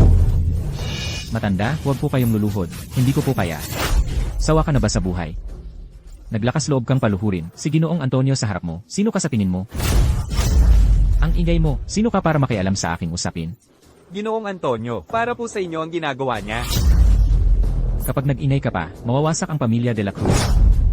Tapos na, nagalit na talaga si Ginoong Antonio dahil sa mamamatay baboy na ito. Marco, tingnan mo ang ginawa mo. Ang pagkakamali mo ay ipapasa ng lahat para sa iyo. Isara mo ang mabaho mong bibig. Wala kang karapatang magsalita rito. Marco, bilisan mo. Nagalit na si Ginoong Antonio. Kung hindi ka pa aalis, huli na ang lahat. Huwag kang makialam, matanda, may dahilan si Marco kung bakit niya ginagawa ito. Kailan ba niya tayo, binaygo? Ayos lang, huwag kang mag-alala, ma. Ang pinuno ng White Marsh Hall, ng Star Rift Temple, Miguel Ramirez, ay narito upang batiin ang pinuno ng templo. Pinuno. Si Ginoong Miguel, lumuhad po talaga siya. Ano ba ang pinuno ng Star Splitting Hall? Hindi ko rin po alam. Sobrang iginagalang nila si Marco, siguradong napakataas ng kanyang posisyon. Imposible. Imposible yan. Miguel Ramirez, ikaw ba ang pamilya Cheng ang nagpapunta rito para kalabanin ako? Pinuno, nagkakamali po kayo sa inyong tauhan. Narinig po ng inyong tauhan ang tawag ng pinuno, kaya po ako nagmadali sa lungsod ng ilog para hanapin po kayo, pinuno. Ang pamilya Cheng at ako po ay nagkasabay lang. Wala po kaming koneksyon. Talaga? Pinuno, ako po si Miguel Ramirez ay sumusumpa rito. Mula ngayon, putol na ang aking ugnayan sa pamilya Cheng. Kung lalabagin ko ang sumpaang ito, masisira ang aking pangalan at pagkatao at mawawasak ang lahat. Ginoong Miguel, itong Star Splitting Hall. Ano po ba ang pinagmulan nito? Itong pinuno ng Star Splitting Hall. Ano po ba ang kanyang pagkatao? Bakit po mula kanina? Si Andrea Reyes. At si Mayunlong. Pati na rin po kayo. Ay patuloy na tinatawag siyang pinuno. Ayos lang na sabihin sa kanya. Hayaan siyang mamatay ng may kaalaman. Dahil yan po ang nais ng pinuno. Kung gayon, sasabihin ko po sa inyo, kayong mga walang alam. Ang Star Splitting Hall po ay kasintanda ng bansa. Ito po ang bansa, isa sa pinakamisteryosong organisasyon. Ang Star Splitting Hall po ay nagpalawak ng teritoryo, nagprotekta ng tahanan at nagtanggol sa bansa, at laging nagtatagumpay. Ang pinuno po ng Star Splitting Hall ay magkatabi po sa pinuno ng bansa, sa ilalim po ng Star Splitting Hall. May 72 sangay na nakakalat sa buong bansa. Ako po, si Miguel, ay isa lamang po sa 72 sangay bilang isang pinuno ng sangay. Mula rito, makikita ninyo ang kadakilaan ng posisyon ng pinuno. So, totoo pala ang sinabi ni Miss Andrea. Siya pala ang tunay na makapangyarihan. Siya pala ang nilalang na hindi ko kailanman kayang abutin sa buhay na ito. Ang cute ko talaga. Kung sana lang nagkaroon ako ng kaunting pasensya. Kung sana lang hindi ko niloko si Isabel. Ako sana ang asawa ng Panginoon ng palasyo. Ako sana ang pinakamarangal na reyna. Ang pamilya de la Cruz ninyo, mga lokal na buwaya lang sa lungsod ng Ilog. Pero naglakas loob kayong hamanin ang kapangyarihan ng tunay na pinuno at nag-iisip pa kayong dalhin ang pinuno ng sanga ng palasyo ng bitak ng bituin para kalabanin ang Panginoon ng palasyo. Para sa Panginoon ng palasyo, kayong lahat ay mga hamak na payaso. Imposible. Hindi ito mangyayari. Ito ay isang kasinungalingan. Siya, isang magbababoy. Paano siya naging Panginoon ng palasyo ng bitak ng bituin? Tito. Sinaktan mo ako.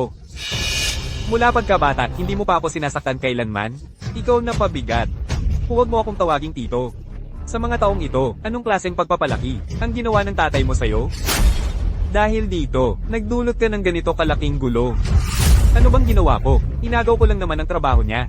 Inagaw ko ang babae niya, at sinaktan ko ang tatay niya. Ano bang ginawa ko? Naglakas loob ka pang magsalita. Ito lang ang 3 bagay na yan? Kung ang binyuli mo lang, ay isang ordinaryong mamamayan. Hindi na ako magsasalita pa. Maraming paraan si Tito para ayusin ito para sa'yo.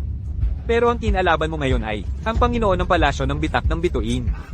Ang bawat isa sa 3 bagay na iyan ay naging krimen na may parusang kamatayan. Ngayon, wala nang makakatulong sa'yo. Iiwan mo na ako? Ang pamilya de la Cruz namin sa lungsod ng Ilog ay pinaghirapan ng 3 henerasyon. Maingat sa bawat hakbang. Laging nag-iingat.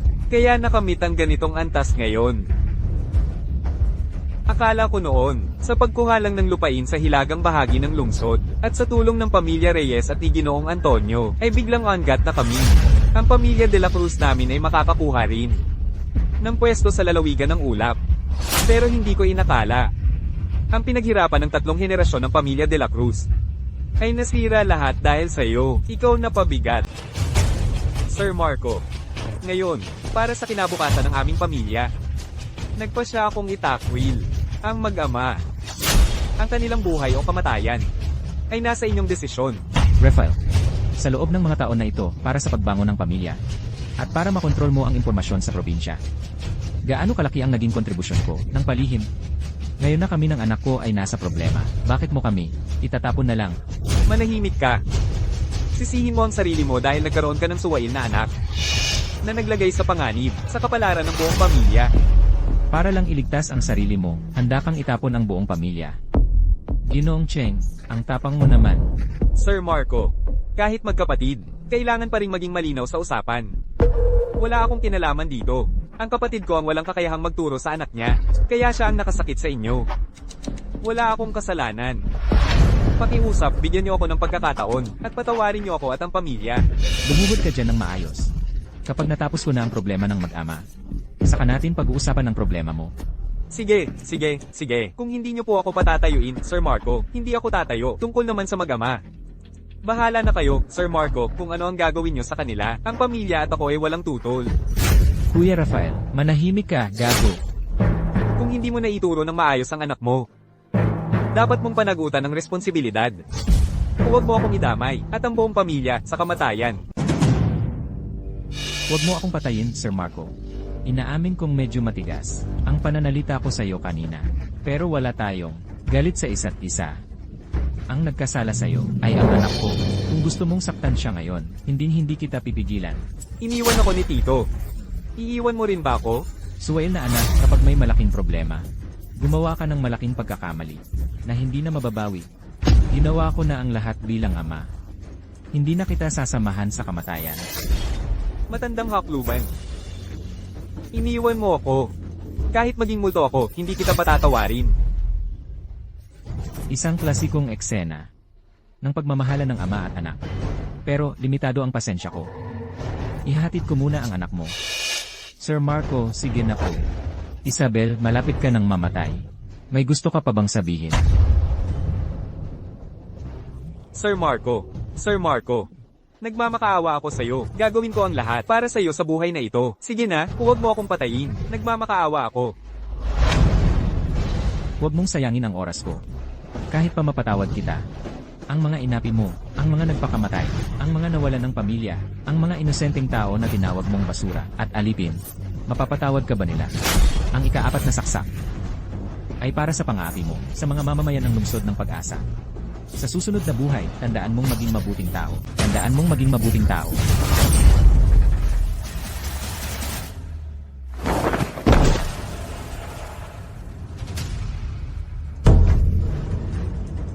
Gabriel, ikaw naman. Huwag mo akong patayin. Huwag mo akong patayin. Nagmamakaawa ako. Huwag mo akong patayin. Bigyan mo ako ng dahilan para hindi ka patayin.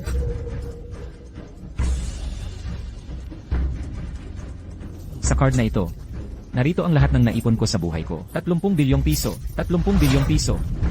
Handa akong ibigay ito sa inyo. Pakiusap, iligtas nyo ang buhay kong ito. Hindi ko kailangan ang marumi mong pera. Ang card na ito ay puno ng dugo ng iba't ibang tao. Kung iligtas kita, paano ka magpapatuloy sa pangongolekta ng yaman? At tuluyang ubusin ang pinaghirapan ng mga mamamayan ng lungsod ng Pag-asa. Hindi po. Hindi na po ako mangangahas. Nagpasya akong magbago. Mula ngayon, gagawa lang ako ng kawanggawa. Kawanggawa lang po. Kung ganoon, ang perang ito, kung ayaw nyo, handa akong i-donate ito sa isang foundation ng kawanggawa para sa kapakanan ng mga mamamayan ng lungsod ng Pag-asa. Patawarin nyo na po ako. Huli na. Magbago ka na lang sa kabilang buhay. Huwag kang pumatay. Pumunta ka na sa impyerno at magbago. Evil, huwag mo siyang patayin. Panginoon, huwag mo siyang patayin. Ano yan? Kagagaling lang namin sa pagpapahirap kay Daniel. Inamin niya ang kanyang mga krimen nang walang pag-aalinlangan. Ngayon, may kaso rin ng pagpatay na lumabas. Ikwento mo. Ayon sa pag-amin ni Daniel. Ngayon, sa hilaga ng lungsod ng Ilog, 18 pamilya sa nayon ang hindi pumayag sa demolisyon at pinigilan ang pagpapatuloy nito. Ngunit ngayon, kasama ang kanilang mga pamilya, lahat sila ay pinatay. At ang kasong ito ng pagpatay ay gawa ng 3 magkakapatid na Santos. Ano? Ang lupain sa hilaga ng lungsod. Hindi ba yan ang Barangay Reyes natin? Sila ay sa Pilitang Geneva. Ang 18 pamilya sa nayon.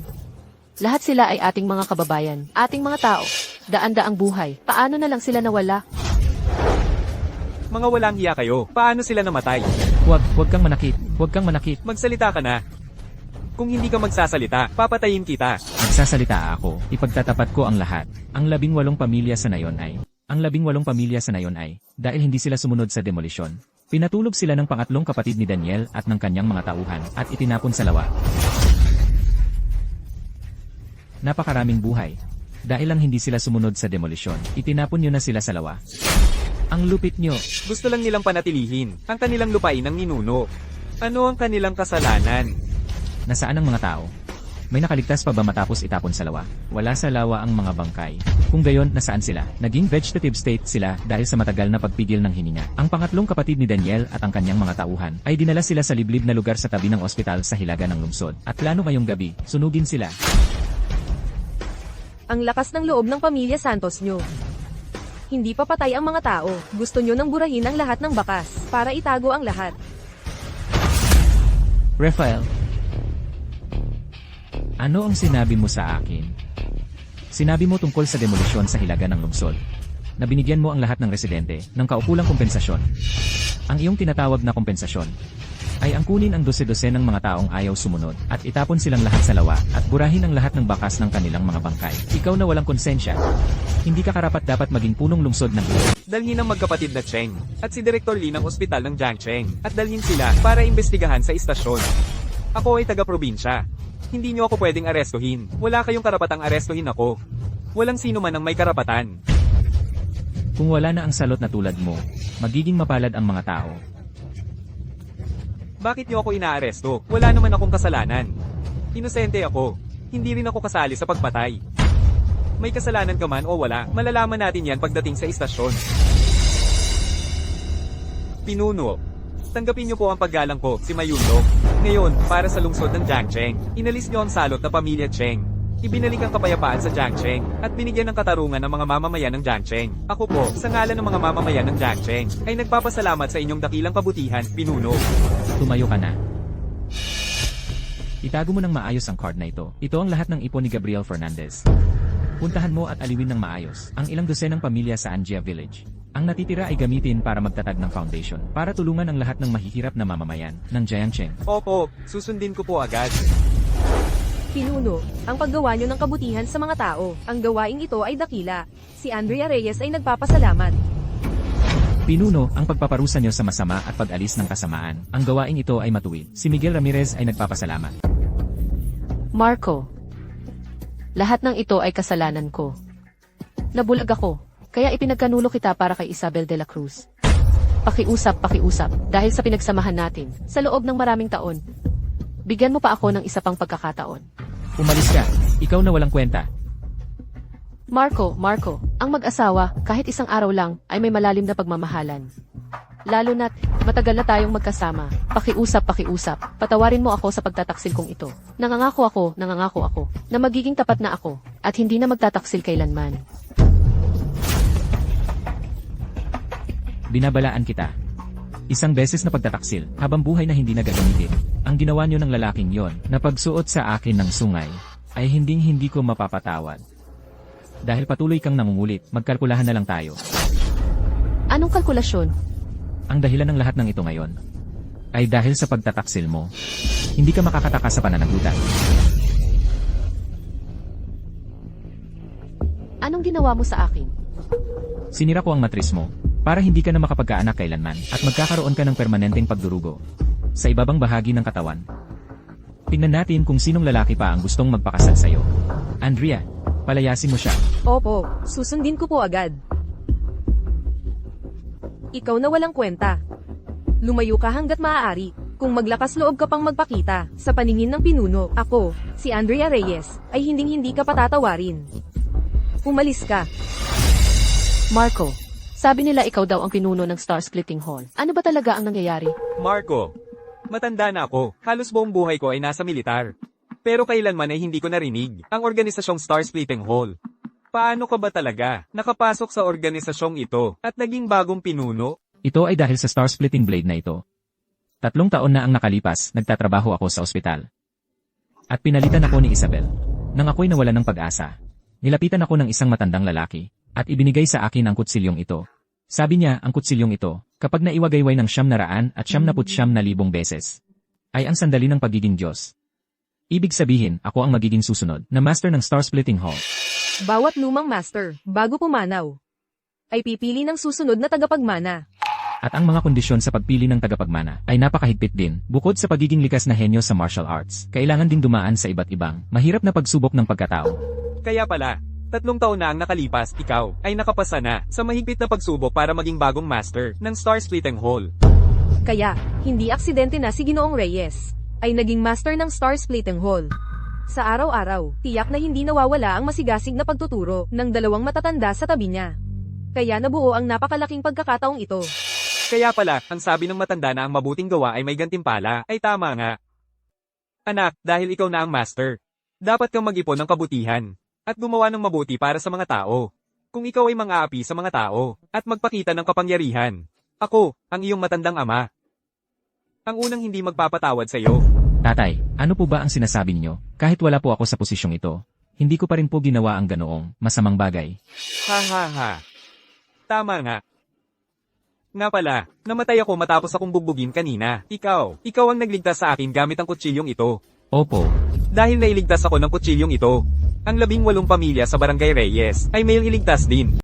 Ito ang unang beses na gagamitin ko ang kutsilyong ito para magligtas ng tao. Hindi ko alam kung magtatagumpay. Tama nga. Master, narinig ko po sa dating master na ang mga taong malubhang nasugatan at malapit ng mamatay, basta't hindi pa sila nalalagutan ng hininga, at ang oras ng pagkakasugat ay hindi lalampas sa 12 oras. Ang Star Splitting Blade ay may kakayahang iligtas sila. Ang demolisyon sa North San Juan City ay kalahating araw pa lang ang nakalipas. Nalunod sila, kaya hindi dapat nasira ang kanilang katawan. Talaga po? Anak, subukan mo sa Barangay Reyes. CJ, susubukan na po namin agad.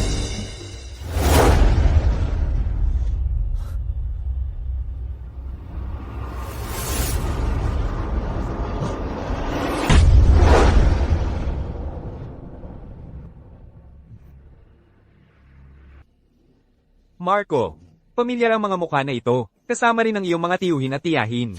Ang pamilya de la Cruz ay walang puso, hindi nila pinalampas pati ang mga bata. Master, batay sa mga sugat, ang lahat ay walang malaynang. Hindi higit sa 5 oras. Ang kanilang katawan ay buo, kaya mataas ang posibilidad na mailigtas sila. CJ, umalis muna kayo. Magsisimula na akong magligtas ng tao. Umalis muna kayo. Magsisimula na akong magligtas ng buhay.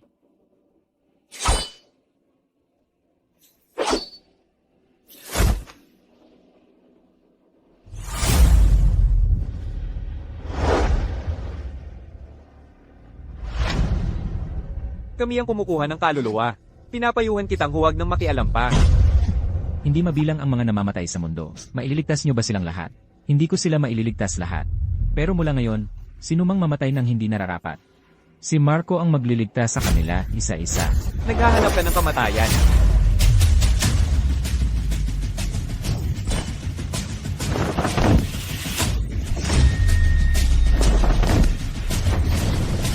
Bumalik sa inyong lugar.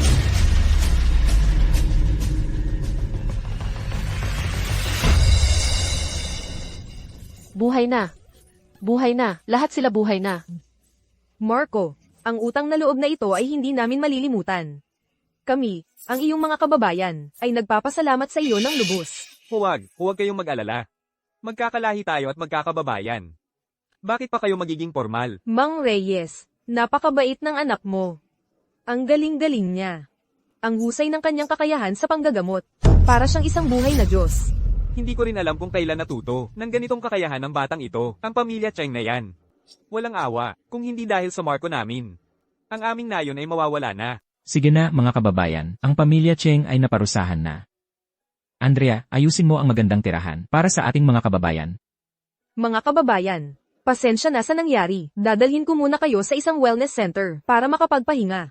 Pagkatapos ng 1 buwan, magtatrabaho kayo sa aking kumpanya. Bawat isa ay may taunang sahod na 1,000,000 piso. Siya ang pinakamayamang tao, si Andrea Reyes. Marco, pati ang pinakamayamang tao ay sumusunod sa iyo. Talagang naging isang tunay na pinuno ka na. Kayong dalawa, ayusin niyo ng mabuti ang aking mga kababayan at ang aking mga magulang. Ngayon, 2 beses kong ginamit ang aking kakayahan para magligtas ng buhay. Malaki ang naubos kong lakas. Kailangan kong humanap ng lugar para makapagpahinga at makabawi.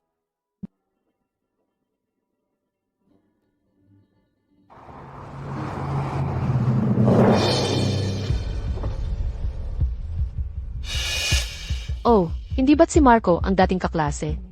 Bakit pagkatapos ng 3 taon, ganyan na ang itsura mo? Sino ka? Marco, hindi mo na ako nakikilala? Ikaw si Samantha Lopez. Samantha, Mukhang hindi mo pa ako nakakalimutan. Samantha, ang lamig naman ng dati mong kaklase. Bakit hindi mo siya nabanggit dati? Honey, nakalimutan kong ipakilala sa'yo. Siya si Marco, kaklase ko siya sa kolehiyo. Noong college, niligawan niya ako pero hindi siya nagtagumpay. Sino nang mag-aakala na sumuko siya at nagtinda ng karne sa palengke? Samantha, huwag mong baluktutin ang katotohanan. Ikaw ang nanligaw sa akin, pero hindi ka nagtagumpay. Kaya kung saan-saan mo ako sinisiraan. Ano na pinagsasabi mo? Ako, manliligaw sa'yo. Paano kita magugustuhan? Ang asawa ko ngayon, si Sir Antonio ng Haitian Group. Bilyon-bilyon ang ari-arian niya. Hindi hamak na mas. Magaling siya sa'yo na isang magkakatay ng baboy. Samantha, huwag ka nang makipag-usap sa isang magkakatay ng baboy. Tara na sa Imperial Nightclub. Hindi na ako makapaghintay sa mangyayari ngayong gabi. Oh, honey. Hindi siya makakataka sa'yo. Marco, naaalala mo pa ba ang kaklase natin noong college na si Patricia ang crush mo? Anong nangyari kay Patricia? Sabihin ko sa'yo, si Patricia ay nasa Imperial Nightclub ngayong gabi. At ang asawa ko, ang unang makikinabang sa kanya. Impossible, si Patricia ay laging malinis ang pagkatao. Hindi siya pupunta sa ganoong lugar. Kung hindi ka naniniwala, puntahan mo siya. Balita ko, ang ganda ng babae. At birhen pa. Ngayong gabi, isa sa ilalim ko siya. At gagawin ang gusto ko. Ha ha ha ha. Patricia, paano siya magtatrabaho sa ganoong lugar? Panginoon, anong nangyari kanina? Mukhang wala po kayo sa sarili. Wala, ilang malungkot na bagay lang. Baka po pwede ninyong sabihin kay Andrea. Baka matulungan ko kayo sa problema ninyo. Ang kaklase ko sa kolehiyo, si Patricia, ngayong gabi, ay nasa Imperial Nightclub para ipakita ang sarili. Gagawin ko ang lahat para iligtas siya. Hindi ko hahayaang mawala ang kanyang dangal sa ganoong maruming lugar. Siguro po, Ang kaibigan ninyong si MS, Patricia, ay nangangailangan ng pera. Kaya napilitan siyang gawin ito. Panginoon, ang card na ito ay konektado sa Lin Group. Lahat ng kanilang cash flow, mayroon itong daan-daang bilyong piso. Iniaalay ko po ito sa inyo bilang panggastos. Pakiusap po, ngayong gabi, iligtas ninyo si MS, Patricia. Pakiusap po, ngayong gabi, kailangan ninyong iligtas si Binibining Patricia. Andrea Reyes, tatandaan ko ang pabor na ito. Sir, pakikuha rin po itong platinum card. Makakasiguro po ito na sa lahat ng establishmento sa buong rehiyon, makakatanggap kayo ng Supreme Member Treatment. Salamat. Kailangan nyo po bang ipa-private jet ko kayo? Hindi na, may sasakyan ako. Aalis na ako.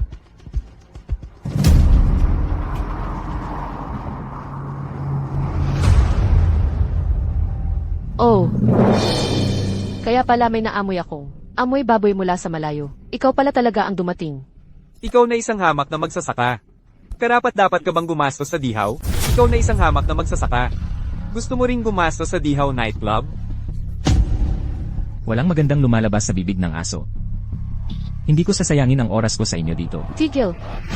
Ngayong gabi, sa Dihaw Nightclub, lahat ng mga elite at prominenteng tao sa syudad ay nagtipon-tipon. Ang pinakamurang tea table ay nagsisimula sa 300,000 piso. Kaya mo bang bayaran yan, mahirap na talunan? Pakialam mo ba? Mas mabuti pang paglingkuran mo muna. Ang matandang lalaking yan sa tabi mo, bago ka magsalita. Kung hindi, baka masipa ka pa. Ikaw. Marco, hindi mo lang talaga maalis sa isip mo si Patricia Mendoza, di ba? Kung luluhod ka at magmamakaawa sa akin. Ngayong gabi, ipapakita ko sa iyo kung paano magpapasaya si Patricia Mendoza sa aking asawa. Anong pinagsasabi mo? At saka, ngayong gabi, dahil nandito ako, walang sinuman ang makakasira sa reputasyon ni Patricia Mendoza. Mukhang hindi mo pa rin naiintindihan ang iyong lugar. Ngayong gabi, maraming mayayamang gustong makasama si Patricia Mendoza. Ano ang ipipigil mo? Sa lahat ng ari-arian mo, huwag na nating pag-usapan ang pagpigil. Kahit ang pangunahing pinto ng Dihaw, hindi mo kayang pasukin, di ba? Sir Garcia, huli ka na ngayong araw. Pasensya na, sa daan kasi. Pinilit ni Samantha na makipagtalo sa isang magbababoy, kaya naantala kami ng kaunti. Ate yan, ngayong gabi, nagtipon-tipon ang mga elite. Ang bawat boss dito ay may milyon-milyong halaga, hindi bababa sa ganoon. Ang nightclub ninyo, hindi naman siguro tatanggap ng ganitong uri ng mababang tao, di ba? Saan galing ang pulubing yan? Ang baho at dumi. Umalis ka, umalis. Huwag kang hamarang sa pintuan ng imperial na club namin. Nakakairita ka. Nandito ako ngayon sa Imperial para gumastos. Pupunta ka sa Imperial para gumastos. Nakakatawa ka naman. Kaya mo bang bayaran ang isang upuan sa tea lounge? Mahirap na walang pera. Hindi ko kailangang bayaran ng upuan sa tea lounge. Hindi ka naman miyembro ng imperial na club namin. Gusto mong pumasok sa imperial. Bakit hindi ka magbabayad? Pupunta ka sa Imperial para gumastos. Nang hindi nagbabayad, kailangan mo nito. Marco, alam mo ba kung anong card ito? Ito ang Platinum Membership Card ng Imperial. Tanging ang mga taong gumagastos ng 10 milyong piso o higit pa taon-taon ang karapat dapat magkaroon nito. Nakita mo na ba ito? Ang basura na yan, hindi ko kailangan yan. Mayroon akong mas mataas na antas ng card kaysa dyan. Ano? Mayroon kang mas mataas na antas ng card kaysa sa akin? Halika, Manager Son. Pakisabi po sa taong ito. Anong card ang mas mataas na antas kaysa sa akin? Mas mataas pa sa platinum card ni Sir Antonio. Iyon ay ang Violet Gold Membership Card. Sa lungsod na ito, tanging si Chairman Cheng lang ang nagmamay-ari ng card na yan. Marco, narinig mo ba? Kaya mo pa bang magyabang? Idilat niyo ang mga mata ninyo, tingnan niyo ng mabuti. Ito ang card na sinasabi niyo, tama. Impossible. Ang Violet Gold Membership Card na yan ay pek. Yang card mo. Halata namang peke. Matagal na kaming magkaibigan ni Chairman Gabriel. Ang Violet Gold Membership Card niya, nakita ko na ng maraming beses. Peke talaga yan. Ibig sabihin lang yan ay kulang ka sa kaalaman. Paano mo ikukumpara ang lumang card ni Chairman Cheng sa card ko? Ibig mong sabihin, ang Violet Gold Membership Card ni Chairman Cheng ay mas mababa pa sa card mo? Ikaw ang manager ng Imperial, tama. Ikaw ang magpaliwanag kung anong antas talaga ang card na ito. Ayoko nang tingnan. Si Sir Antonio ay regular na customer ng Imperial. Kung sinabi niyang peke, peke talaga yan. Ikaw ba mismo ang aalis? O ipapaalis pa kita? Hindi pwedeng peke ang card na yan. Kung hindi nyo yan makilala, ibig sabihin lang kayong tatlo. Hindi pa sapat ang inyong kaalaman. Sinabi mong hindi sapat ang kaalaman ko. Sige, tingnan natin kung anong maliit na panlilin lang ang gagawin mo. Marco, kaya pala ang lakas ng loob mong pumunta sa Imperial, ha? Akala mo makakalusot ka sa ganitong maliit na panlilin lang, di ba? Imposible yan. Anong imposible? Totoo, hindi ito ang platinum card ng Imperial namin. Sabi ko na nga ba? Paano naman magkakaroon yan ng Platinum Membership Card? Ma'am Patricia, sa susunod, huwag kang masyadong magugulatin, ha? Akala ko tuloy, ang taong yan na parang galing sa putik ay may Platinum Membership Card talaga. Sir Antonio, hindi ko naman gustong magulat, pero ang card niya, mas mataas pa sa Platinum Membership Card ng Imperial. Ito ay isang personalized na Platinum Card. Sa lahat ng KTV, bar, at restaurant dito sa lungsod ng Ulap, makakakuha siya ng 70% discount. Ano? Ma'am Patricia, sigurado ka bang hindi ka nagkamali? Paano naman magkakaroon ng Platinum Membership Card? Ang isang yan na parang mamamatay baboy? Ako rin, hindi ako naniniwala. Baka peke lang yan. Ang card na yan, ipinapangako ko sa aking profesional na karera. Totoo yan. Hindi ko lang alam kung bakit napunta sa kamay niya. Eh di ninakaw niya yan. Ninakaw man o hindi, ano naman sa'yo? Ngayon, pwede mo na ba akong ipasok? Para makasiguro. Sir, kailangan niyo pong sumama sa akin para i-verify ang card. Napakamahalaga ng card na yan, at ngayon lang ito lumabas. Sige, ihatid mo na ako. Asawa ko, yung platinum card niya. Siguradong ninakaw niya yan. Dali, i-report natin siya. Samantha, huwag kang masyadong makialam sa isang yan na parang mamamatay baboy. Huwag mong kalimutan kung bakit tayo nandito ngayon. Kapag tapos na akong paglaruan ng babaeng yun, babalikan natin siya. Hindi pa huli ang lahat. CJ, susundin ko ang asawa ko. Marco, noong tinanggihan mo ang pag-amin ko sa'yo, hindi ako nakabangon sa harap ng mga kaklase natin. Sa loob ng 3 taon, ngayon na nahawakan ko ang kahinaan mo. Sisiguraduhin kong masisira ang buhay mo.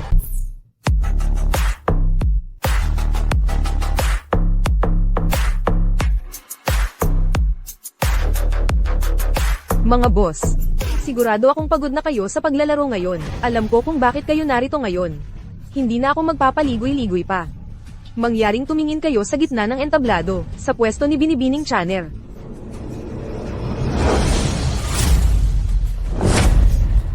Si Patricia Mendoza nga. Marco, bakit siya narito? Mga boss, ako ang nagpangalan kay Binibining Channer. Ang Anchan, sa pangalan niya ay kapareho ng Anchan, kay Dio Chan. Narito na siya. Hindi ko na siguro kailangan pang magsalita ng mga papuri, di ba? Baka mas maganda pa siya, kaysa sa totoong Dio Chan. Kagandahang nakakasilaw. Nakakabighani. Ang unang beses ni Binibining Channer. Akin na yan. Kung may bulaklak na pwedeng pitasin, pitasin na. Huwag nang hintayin na malagas at magsisi. Hindi lang ikaw ang gustong magkaroon kay Binibining Channer. Mga Ginoo, kumalma kayo. Kung sino ang makakakuha kay Binibining Channer ngayon, maglabanan tayo sa kakayahan. Mga boss, si Binibining Channer ay isa pa ring dalaga. Noong unang panahon, niligawan ni Lubo si Dio Chan. Ang lubo ni Binibining Channer ay kung sino sa inyo ang magbibigay ng pinakamataas na presyo. Opisyal nang magsisimula ang pagtawad. Mag-aalok ako ng 500,000 piso. Halos buong buhay ko na akong nabubuhay. Ngayong gabi, magiging lubo rin ako. At matitikman ko ang lasa ng kanyang Diao Chan. 500,000 piso lang, gusto mo nang maging lubo. Sa tingin ko, hindi ka nga magiging dongzo. Upo ka na, mag-aalok ako ng 800,000 piso. Tignan mo ang katawan ng pinakamagandang babae dito. Payat ang baywang, malaki ang puwet. Ngayong gabi, dahan-dahan ko siyang paglalaruan. Lalawain ko ang bawat pulgada ng kanyang balat. Mag-aalok ako ng 2 milyong piso. Ngayong gabi, si Binibining Dio Chan ay nakatakdang maging laruan ko. Oh, sino ba yan? Si Kuya Antonio pala. Kasama pa ang iyong asawa. Kuya Antonio, sa harap ng iyong asawa, nag-aalok ka ng presyo para sa ibang babae. Medyo sobra naman yan. Paano kung ganito, mag-aalok ako ng 3 milyong piso? Ibigay mo na lang sa akin. HMPH, sino ba yan? Si Kuya Ma pala. Hindi mo alam. Si Binibining Dio Chan ay kaklase ng iyong asawa sa kolehiyo.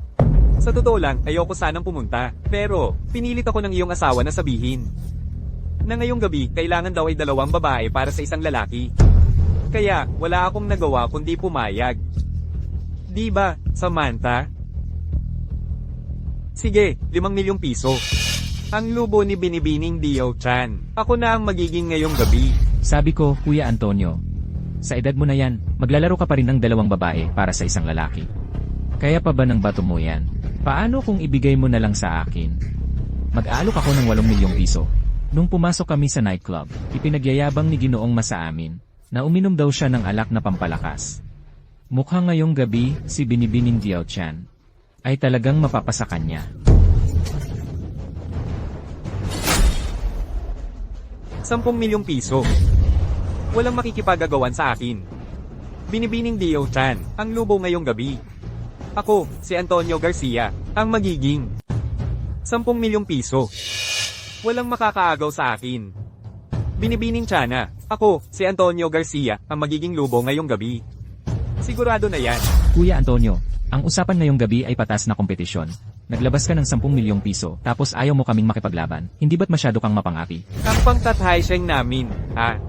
Kamakailan lang ay, nakipag-ugnayan sa pangtatlin ng lalawigan ng Jiang. Sino sa inyo ang gustong makipagsabayan sa akin? Kuya Antonio, hindi na ako makikipaglaban sa iyo ngayong gabi. Hindi ko kaya. Hahanapin ko na lang ang aking munting Fox Fairy. Haha, Sir Antonio, malakas pa rin kayo. Ang binibining siya ng ngayong gabi ay para lang kay Sir Antonio. Mukhang ngayong gabi, ako lang, si Antonio Garcia, ang makakapagpasakop kay Binibining Chana. At makakapagpatakbo sa kanya. Antonio Garcia, makikipaglaban ako sa iyo. Gusto mong hawakan si Patricia Mendoza. Hindi ka karapat-dapat. Ikaw na naman, magbababoy. Naglakas loob kang gumawa ng gulo dito, hindi mo ba tinitingnan kung anong lugar ito? Marco, ano ka ba? Ikaw na mabahong magbababoy. Naglakas loob kang sabihin sa harap ng lahat na hindi karapat-dapat ang asawa ko. Sinabi kong hindi siya karapat-dapat, kaya hindi siya karapat-dapat kung matapang ka. Makipaglaban ka sa akin. Sa tingin mo ba, makikipag-agawan ka sa asawa ko para kay Miss Chan? Ano ang ipaglalaban mo? May pera ka ba? Marco, hindi ito ang lugar para sa iyo. Huwag kang magpakabayani para sa akin. Talagang kailangan ko ng pera. Patricia, sinisira mo ang sarili mo. Talagang kailangan ko ng pera. Ang pagsasakripisyo ng aking dangal ay wala lang. Hindi. Aalis tayo ngayon. Ano man ang problema mo, tutulungan kitang lutasin. Ang lakas ng loob mo. Sa tingin mo ba, kaya mong dalhin si Miss Chan? Sige, bibigyan kita ng pagkakataon. Ang alok ko ay 10 milyong piso. Kung kaya mong lampasan, ng 1 piso ang alok ko. Dalhin mo na si Miss Chan. Ang 10 milyong piso ay hindi sapat para sa kanya. Pag-aalok ako ng 100 milyong piso. Hahaha. Sino yan? Ang laki ng ginastos. 100 milyong piso. Kahit pa si Miss Chan, ang pinakamagandang babae sa lungsod. Hindi siya nagkakahalaga ng ganoon kalaki. Sa suot niyang ganyan, hindi siya mukhang kayang maglabas ng 100 milyong piso. Nakikinig lang kayo sa pagyayabang niya. 100 milyong piso, ikaw na amoy baboy. Alam mo ba kung ano, ang 100 milyong piso? Kahit 8 buhay kang magbenta ng baboy, hindi mo kikitain yan. Hahaha. Mga Ginoo, huwag kayong maniwala sa pagyayabang niya. Isa lang siyang magbababoy sa palengke. Ang sasakyan niya ay isang lumangguling lang. Ha! Hindi lang 100 milyong piso, kahit 1 milyong piso. Kailangan pa niyang ibenta ang lahat ng ari-arian niya at mangutang para lang makalikom. Isang magbababoy sa palengke, may lakas ng loob pang pumunta sa nightclub ng imperyo. Makasama ang ganyang uri ng tao, nakakadiri. Hoy!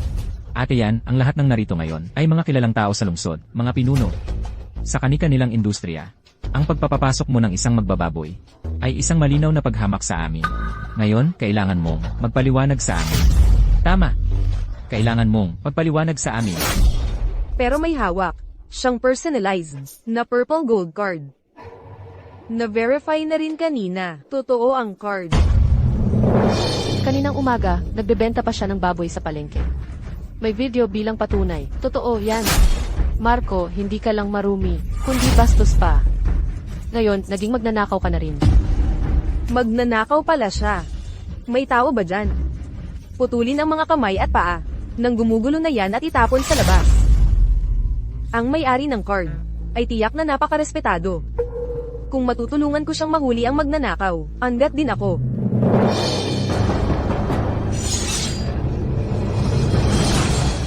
Tingnan natin kung sino ang mga ngahas gumalaw. Ikaw, anong ginagawa mo? Anong ginagawa mo? Nandito ako ngayon para kay Patricia Mendoza. Kapag nagpa siya akong kumilos, walang makakapigil sa akin. Pero sumusunod din ako sa mga patakaran. Kunin mo yan, iswipe mo ang 100 milyong piso dito. Aalis na kami. Marco, ako. Sumama ka muna sa akin. Hindi ito ang lugar mo. Hoy, mamamatay baboy. Huwag mong isipin na sa paghawak mo lang ng kutsilyo at pagpapakitang gilas dito ay malulusutan mo na ang lahat. Sinasabi ko sa iyo. Kung gusto mong dalhin si Binibining Patricia, Patricia, bilang dating kaklase, alam kong kailangan mo ng pera. Lahat ng narito ay mga mayayaman sa syudad. Kahit sino sa kanila ay maihalagang higit sa 1 bilyon. Kung mananatili ka ngayong gabi, at ibibigay ang sarili mo sa isa sa kanila, makakakuha ka ng malaking halaga ng pera. Pero kung sasama ka sa mamamatay baboy na iyan, wala kang makukuha ni 1 sentimo. Dahil wala siyang pera. Marco, pinasasalamatan ko ang iyong kabutihan. Pero hindi ako pwedeng sumama sa iyo. Paumanhin, kailangan ko talaga ng pera. Bilisan mo, iswipe mo ang card. Tingnan natin kung may kakayahan ba akong dalhin si Patricia Mendoza. Manager Son, gamitin natin ang card na yan. I-swipe mo ngayon ang 100 milyong piso para sa kanya.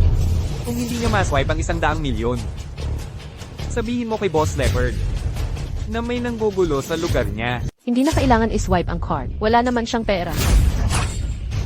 Binibini, hindi ganyan ang sinasabi. Paano kung nanalo siya sa loto? Hindi ba't pangarap yan? Ng lahat ng mahihirap, sa umaga nagbebenta ng karne tapos sa gabi, biglang nagiging bilyonaryo. Alam na alam ko ang industriya ng loto.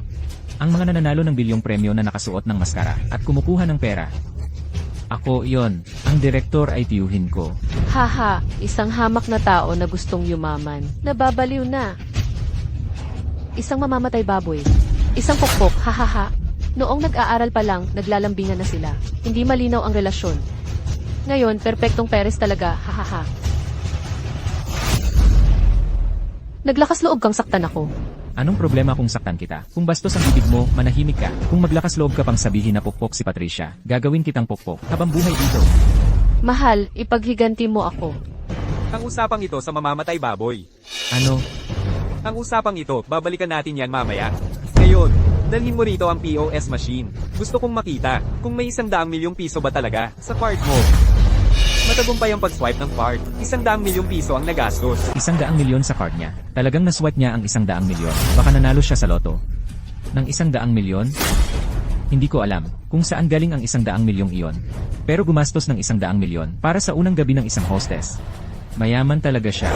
Tapos na ba ang pag-swipe? Tapos na po. Ibigay mo sa akin ang card.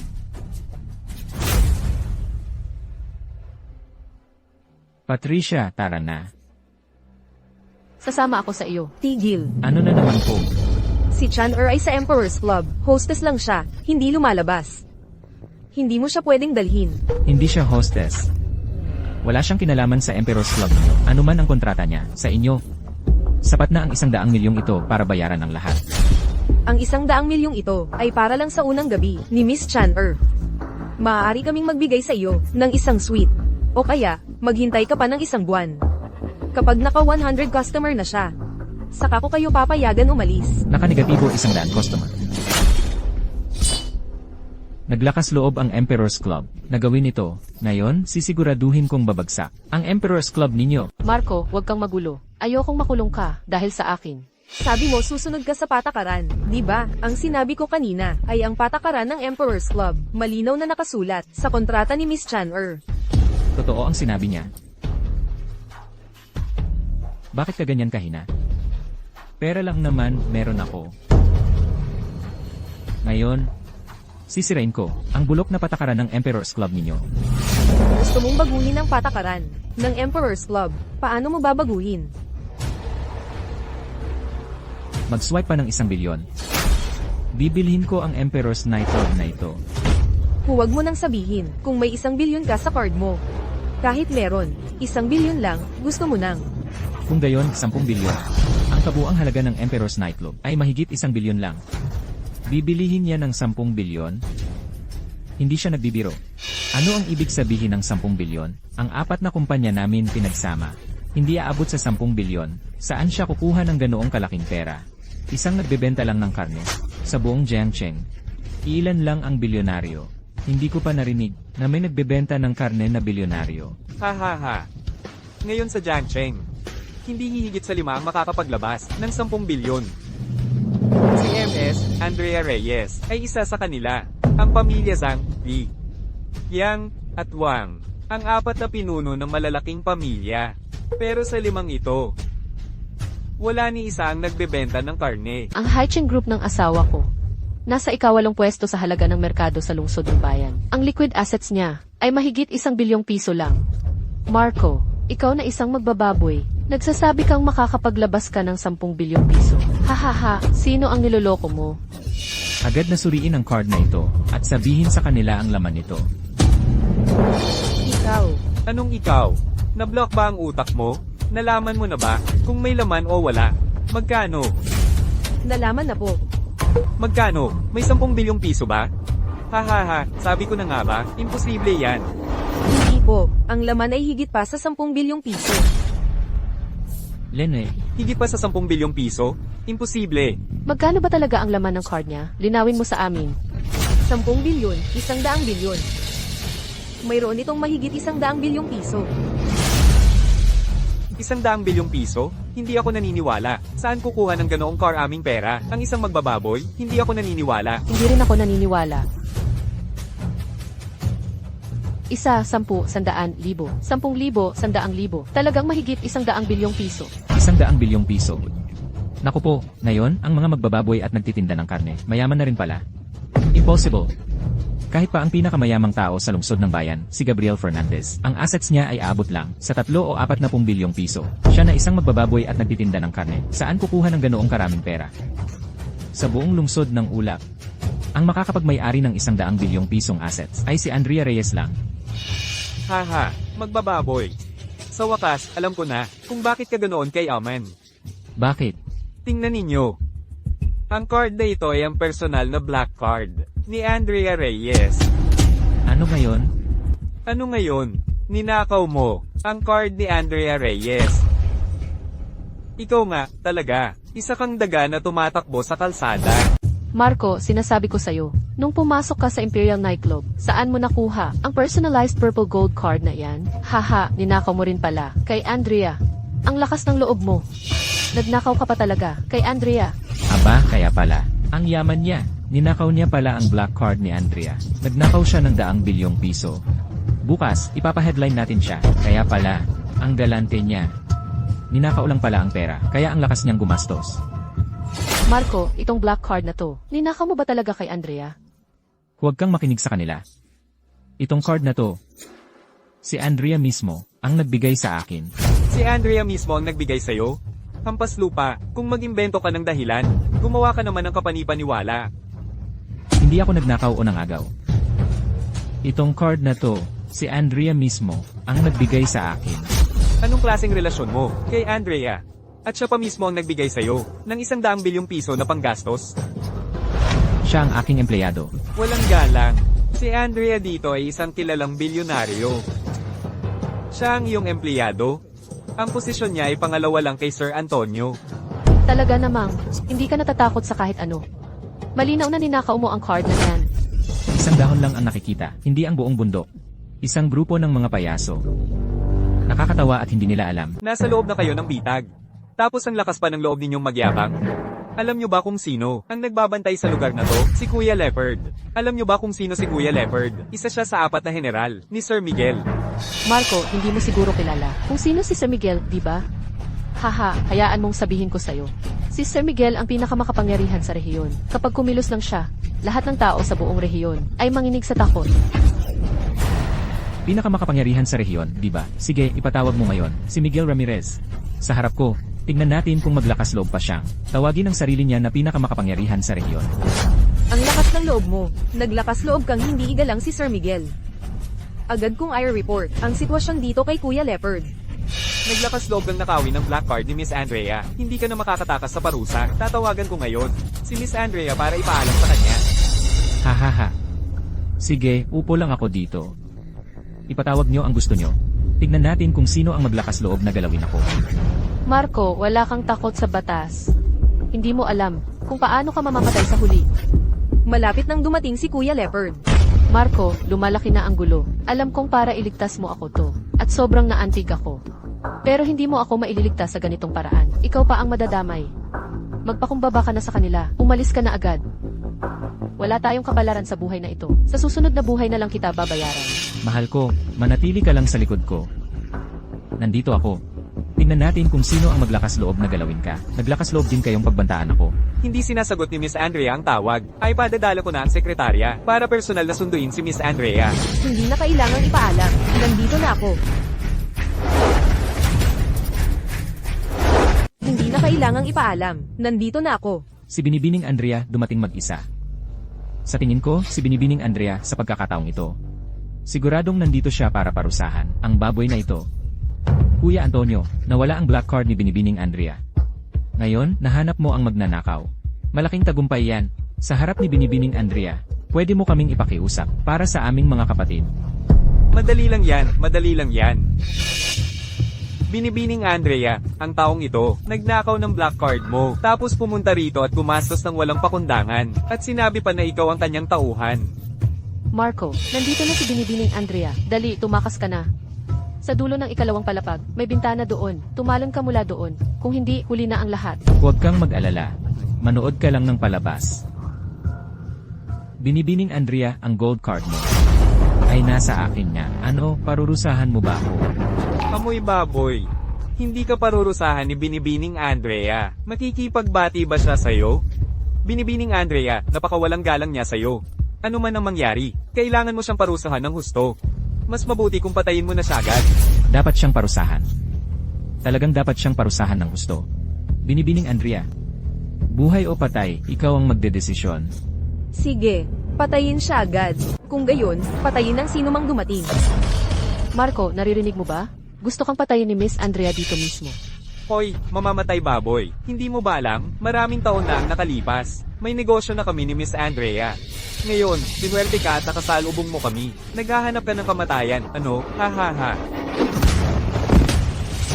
Miss Andrea. Siya po.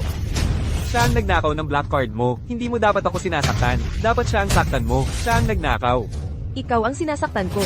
Ako, si Andrea Reyes, ay tauhan ni Mr. Marco. Ang black card na yan, ako mismo ang nagbigay niyan kay Mr. Marco bilang panggastos.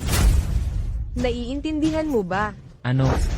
Si Andrea Reyes, bilang isang financial giant, ang pinakamayaman sa Cloud City, ay kilala sa pagiging mapagmataas at mayabang. Hindi ko pa naririnig na siya ay isang tauhan ng isang mamamatay baboy. Imposible. Miss Andrea, kayo po ang pinakamayaman sa River City. Paano kayo magiging tauhan niya? Hindi ako naniniwala. Sino ang dapat kong paglingkuran? Kailangan ko pa bang iulat sa'yo? Hindi po, hindi po. Kung maglalakas loob kang basyusin si Mr. Marco, tatanggap ka muna ng 10 palo. Pagkatapos ng 10 palo, nasa kapalaran na ang buhay mo.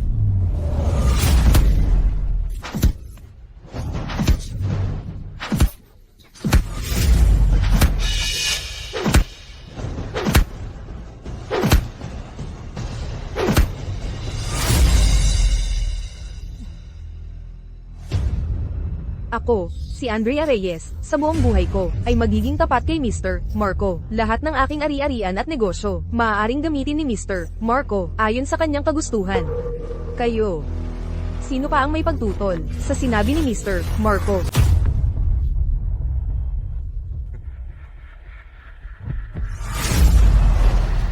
Pinatay ang asawa ko. Mabuti nga. Kung manggahas kang hindi igalang si Sir Marco, ito ang iyong kahihinatnan. Miss Reyes, pinatay mo ang asawa ko. Itong si Marco, hindi iginagalang si Sir Miguel. Pagdating ni Kuya Leo, hindi rin siya makakaligtas. Naglakas loob kang saktan ako. Ikaw na parang asong gala, anong karapatan mong magingay dito? Ate Sofia, itong si Marco, hindi iginagalang si Sir Miguel. Nagsalita lang ako ng patas para kay Sir Miguel, tapos sinaktan ako ni Miss Reyes. Kailangan mo akong ipagtanggol. Miss Reyes. Si Marco ang unang hindi gumalang kay Sir Miguel sa nightclub. Kaming lahat dito ay nakasaksi. Kahit pa siya ang iyong boss. Kailangan mo pa ring magpaliwanag kay Sir Miguel, di ba? Sa tingin ko, ngayong araw, si Miguel Ramirez ang dapat pumunta rito at magpaliwanag sa akin sa harap ng lahat. At Sofia, pakinggan mo. Naglakas loob ba siyang siraan si Sir Miguel? Ang cellphone ko ay nagre-record ngayon. Pagdating ni Kuya Leo mamaya, ito ang magiging ebidensya. HMPH. Ikaw na walang kwentang payaso, gawin mo ang gusto mo. Napakataas ng posisyon ni Sir Marco. Kahit pa dumating si Sir Miguel, kailangan pa rin niyang yumuko. Gusto mo pa rin gamitin ang impluensya ni Sir Miguel para kalabanin si Sir Marco. Panaginip lang yan, Miss Reyes. Hindi ko hahayaang maliitin mo si Sir Miguel. Malapit na si Kuya Leo. Pagdating niya, siya mismo ang magdedesisyon sa bagay na ito. Hindi ko alam kung ako, si Miguel, ay makakapagdesisyon sa bagay na ito sa Emperor Nightclub. Maligayang pagdating, Sir Miguel, sa Emperor. Maligayang pagdating, Sir Miguel.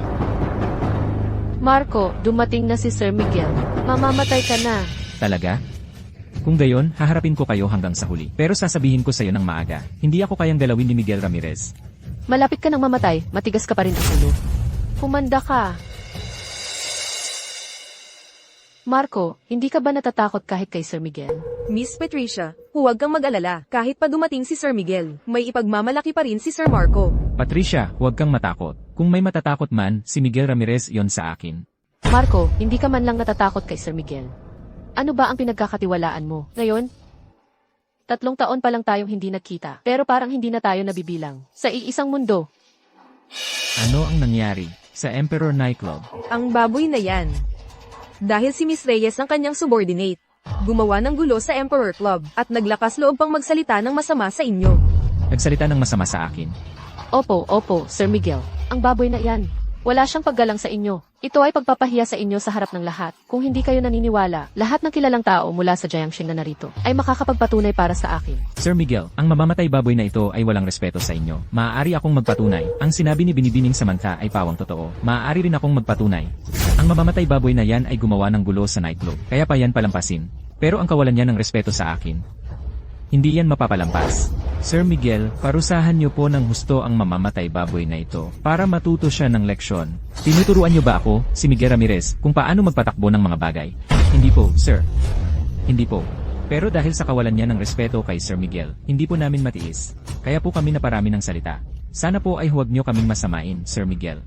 Alam niyo ba kung sino siya? Ano ang kanyang katayuan? Sir Miguel, alam ko po. Alam ko po siya. Kaklase ko po siya sa kolehiyo. Sabihin mo. Siya ay isang mamamatay baboy lang. Ang mga magulang niya ay mga magsasaka rin. Mula sa probinsya. Ngayong gabi, narinig niya na ang kanyang crush noong kolehiyo, si Patricia Mendoza, ay narito. Hindi niya matanggap, kaya pumasok siya sa Dihaw Nightclub. Magpatuloy ka. Nakikinig ako, si Miguel. Si Marco, dahil sa koneksyon niya kay Binibining Andrea, ay naging bastos sa mga kilalang tao. At walang respeto pa sa nakakataas. Paulit-ulit na sinuway kayo. Sir Miguel, iminumungkahi ko. Naparusahan niyo siya ng husto para magsilbing babala sa iba. Walang respeto kay Sir Miguel. Sobrang mayabang. Dapat lang siyang parusahan ng husto. Para magsilbing babala. Hinihiling namin na parusahan niyo po ng husto ang mamamatay baboy, Sir Miguel. Miguel Ramirez, tingnan mo ang lungsod ng ilog na ito. Ngayon ay magulo at masama. Hugad ng mga masasamang tao. Sisisihin kita sa kapabayaan mo sa pamamahala. Tanong ko lang, sumusunod ka ba? Sir Miguel, pakinggan niyo po. Ngayon ay naglakas loob na siyang. Hayagang sisihin kayo. Hindi ko alam kung saan siya kumukuha ng lakas ng loob. Iminumungkahi ko, ang taong tulad niya. Tumahimik ka. Ano ang iyong katayuan? Para sa harap ko, ay maging bastos kay Ginoong Marco. Tama ang sinabi ni Ginoong Marco. Ako, si Miguel Ramirez, ay sumusunod. Handa akong tanggapin ang lahat ng parusa niya. Sir Miguel, kayo po, ano po ito? Sir Miguel, kayo po ang numero 1 sa probinsya ng Ulap. Bakit po kayo luluhod sa mamamatay baboy na ito? Tama po, Sir Miguel, sa buong probinsya ng Ulap. Sino po ang karapat-dapat sa ganitong pagtrato mula sa inyo? Si Binibining Andrea mula sa probinsya ng Ulap ay nagsasabing tauhan siya ng mamamatay baboy na ito. Sir Miguel, hindi naman po siguro kayo. Tauhan din ng mamamatay baboy na ito, di ba? Ang mamamatay baboy na ito. Mayroon ba siyang malaking koneksyon? Si Sir Miguel ay ang pinakamakapangyarihang tao sa probinsya ng Ulap. Paano siya luluhod sa kanya? At handa pa siyang tanggapin ang lahat ng parusa?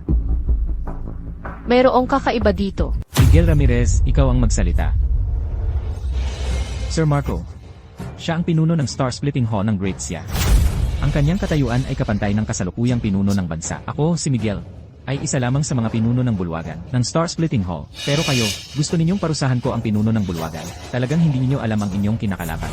Ang pinuno ng Star Splitting Hall, kapantay ng kasalukuyang pinuno ng bansa. Kailan pa nagkaroon ng ganitong tunay na dragon sa Jiangsheng? Hindi ito basta-basta magbababoy.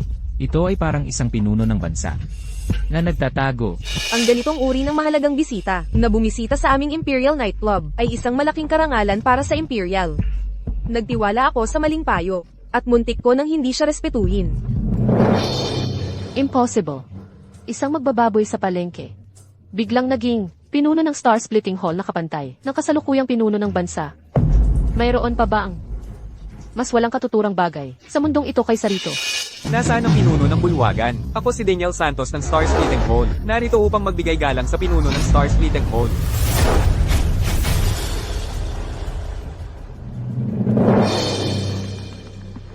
Ang inyong lingkod, si Daniel Santos, ay nagbibigay galang sa pinuno ng Star Splitting Hall. Ikaw si Daniel Santos. Ang Imperial Nightclub na ito ay sa'yo.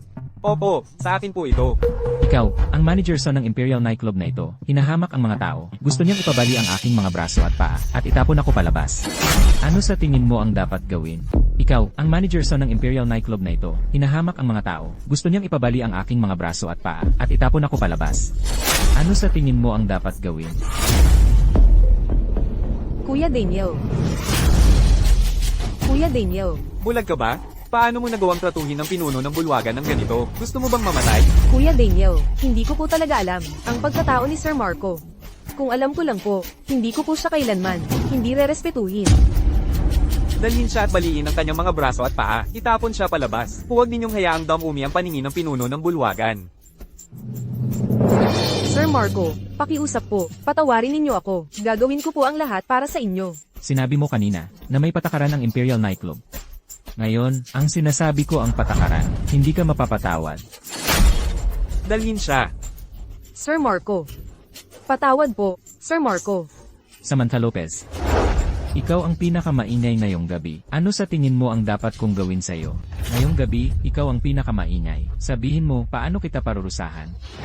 Marco, nagkamali po ako. Ang sinabi ko kanina ay, dala lang ng galit. Huwag niyo po sanang dibdibin. Nagkamali po ako. Marco, luluhod po ako sa inyo. Samantha Lopez, noong kolehiyo ako ay tumanggi sa iyong pagtatapat. Ang bagay na ito, matagal mo nang kinikimkim at lagi mo akong pinahihirapan. Ngayong gabi, gusto mo pa akong ipapatay sa pamamagitan ni Miguel Ramirez. Paano kita patatawarin? Marco, ako. Ang sinabi ko kanina ay dahil sa pagiging makitid ng isip ko. Hindi ko po dapat kayo kinuna. Magmumuni-muni po ako ng husto. Magmumuni-muni po. Sinabi mong si Patricia Mendoza ay isang puta. Lene, mabuti na lang patay na ang lalaki mo. Mula ngayon, ikaw ay magiging tao ng Imperial Nightclub. Maglilingkod ka sa akin ng 3 taon. Joshua. Master, narito po si Joshua. Itong si Samantha Lopez, ipinagkakatiwala ko sa iyo para asikasuhin. Turuan mo siya ng husto para sa akin. At saka, may kakaiba siyang hilig. Gusto niya ang mga kalbong matatandang lalaki. Master, huwag po kayong mag-alala. Naiintindihan po ng inyong alagad. Ginagarantiya ko pong tuturuan ko siya para maging nangungunang performer ng Imperial Nightclub na espesyal na maglilingkod sa mga kalbong matatandang lalaki. Dalhin siya. Marco, kaklase niyo po ako sa kolehiyo. Hindi niyo po ako pwedeng gawin ito. Marco, kaklase niyo po ako sa kolehiyo. Manahimik ka. Sumama ka sa akin ng tahimik. Master, itong lugar na ito ay magulo.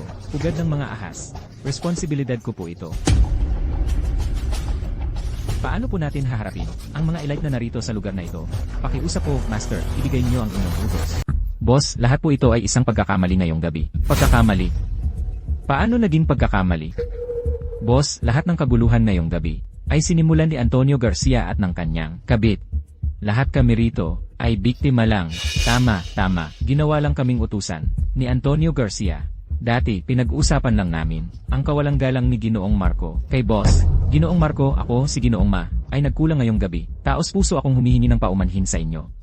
Ginoong Marco, ako si Tito Zhang, ay humihingi rin ng paumanhin sa inyo. Kung may kailangan po kayo, sabihin lang. Ako si Tito Zhang, gagawin ko ang lahat ng makakaya ko. Ako si Ginoong Lee. ay taos-pusong humihingi ng paumanhin kay Ginoong Marco. Nabalitaan kong hindi maganda ang sasakyan nyo, kaya gusto kong bigyan kayo ng isang mamahaling kotse. Ako, si Ginoong Zhao, ay taos-puso ring humihingi ng paumanhin kay Ginoong Marco. Ako, si Tito Son, ganoon din po. Ako, si Ginoong Zhu, ay lubos na humihingi ng paumanhin. Sana po ay maintindihan nyo, Ginoong Marco, ang pag-atake ninyo sa akin ngayong gabi. Mapapatawad ko kayo at hindi ko naiisipin, pero kayong mga tinatawag na kilalang tao sa lungsod ng ilog. Puro kayo mga demonyo ng kalibugan. Ang pagnanasan nyo sa katawan ni Patricia Mendoza ngayong gabi, iyan ang unang kasalanan nyo. Sa harap ng napakaraming tao, sinabi ninyo kay Patricia Mendoza ang napakaraming hindi kaaya-ayang salita. Iyan ang pangalawang kasalanan nyo. Miguel Ramirez, Pinuno, Miguel Ramirez. Ngayong gabi, babaguhin ko ang lungsod ng ilog. Ang bawat isa sa mga kilalang taong ito, isa-isa, pababagsakin ko sila at palalayasin sa lalawigan ng ulap. Miguel Ramirez, naintindihan ko po ang utos. Sir Marco, hindi naman kami ganoon kasama. Ngayong gabi, si Emma Patricia ang kusang lumabas para magbenta. Normal lang din na lumabas kami para magsaya. Hindi ko talaga alam na siya pala ang babaeng gusto ninyo. Kaya ano? Kaya po, Sir Marco, pakiusap po, bawasan nyo ang parusa sa amin. Anumang kapalit ang gusto ninyo, gagawin namin ang lahat para ibigay. Kahit pa ang shares ng kumpanya, kaya naming ilipat sa inyo. Pero ang pagkalugi, talagang papatayin nyo kami. Ang mga mukha ninyo kaninang gabi na gustong makasama si Patricia. Hindi naman ganyan. Ngayong gabi, narito ang lahat ng maimpluwensyang tao sa syudad. Karamihan sa mga narito ay mga pinuno ng iba't ibang industriya sa syudad. Kung talagang ipapabagsak nyo kaming lahat, ang ekonomiya ng syudad ay bababa ng hindi bababa sa kalahati. Ang magdurusa niyan ay ang mga mamamayan. Huwag kayong mag-alala kapag bumagsak na kayong mga lumang peste. Magpapalaki ako ng bagong henerasyon para bumangon muli. Tungkol naman sa mga mamamayan ng syudad, ang pinakamayamang tao sa syudad ay ibinigay na ang lahat ng kanyang ipon. Hindi niyo na kailangang alalahanin yan. Pero Sir Marco, Miguel Ramirez, ayaw na ng Panginoon na makipagtalo sa inyo. Alinman sa malugi at umalis sa syudad, o piliin ang kamatayan. 200 kayo ang pumili. Antonio, ang buong pamilya namin. Ama, kung magsasalita ka pa ng hindi dapat, ipapalagay kong pinili mo ang kamatayan. Ito na ang bahala ka. Panginoon, gagawin ko ang lahat ng aking makakaya para paalisin ang lahat ng maimpluwensyang tao sa syudad na narito, sa probinsya ng yon. Patricia, dapat sabihin mo na sa akin ngayon kung bakit ka narito sa nightclub. Binubuli ka ba ni Mang Dante? Sabihin mo sa akin. Hindi, kusa ko itong ginawa. Ano man ang hirap na iyong harapin, sabihin mo lang, ako ang bahala. Binibining Patricia. Ang impluwensya ni Ginoong Marco ay laganap na sa buong lupain. Siguro po ang problema ninyo ngayon ay maliit lang sa paningin niya. Ang pugad ng mga sugarol. Ang pugad ng mga sugarol ay isang sag-alan sa lungsod. Ibig sabihin, Ang pugad ng mga sugarol ang nag-udyo sa tatay ko na magsugal at umutang siya ng napakalaking halaga.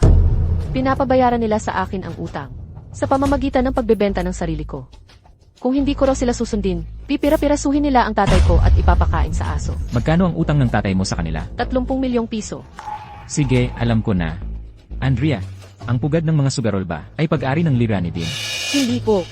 Ang tunay na may-ari ng pugad ng mga sugarol ay ang pinuno ng grupong palakol sa lungsod, si Joshua de la Vega.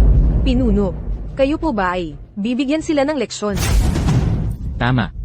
Dadalhin ko si Patricia para humingi ng hustisya. Pinuno, ipaubaya na lang po ninyo ito kay Andrea na gawin kahit gaano pa kayabang si Joshua. Hindi niya po kayang baliwalain ang Lia Xingdian. Hindi na kailangan. Ako mismo ang magdadala kay Patricia para ayusin ito. Ang pugad ng mga sugarol na yan ay nag-udyok sa iba na magsugal at maraming pamilya ang nawasak. Muntik na rin nilang mapunta sa kapahamakan si Patricia. Ang talim ng Lirani na ito ay sadyang ginawa para patayin ang mga hayop na ito. Tara na, dadalhin kita ngayon para patayin ang mga hayop na iyan. Kung gayon, si Andrea ay narito upang maghintay sa inyong matagumpay na pagbabalik, Pinuno.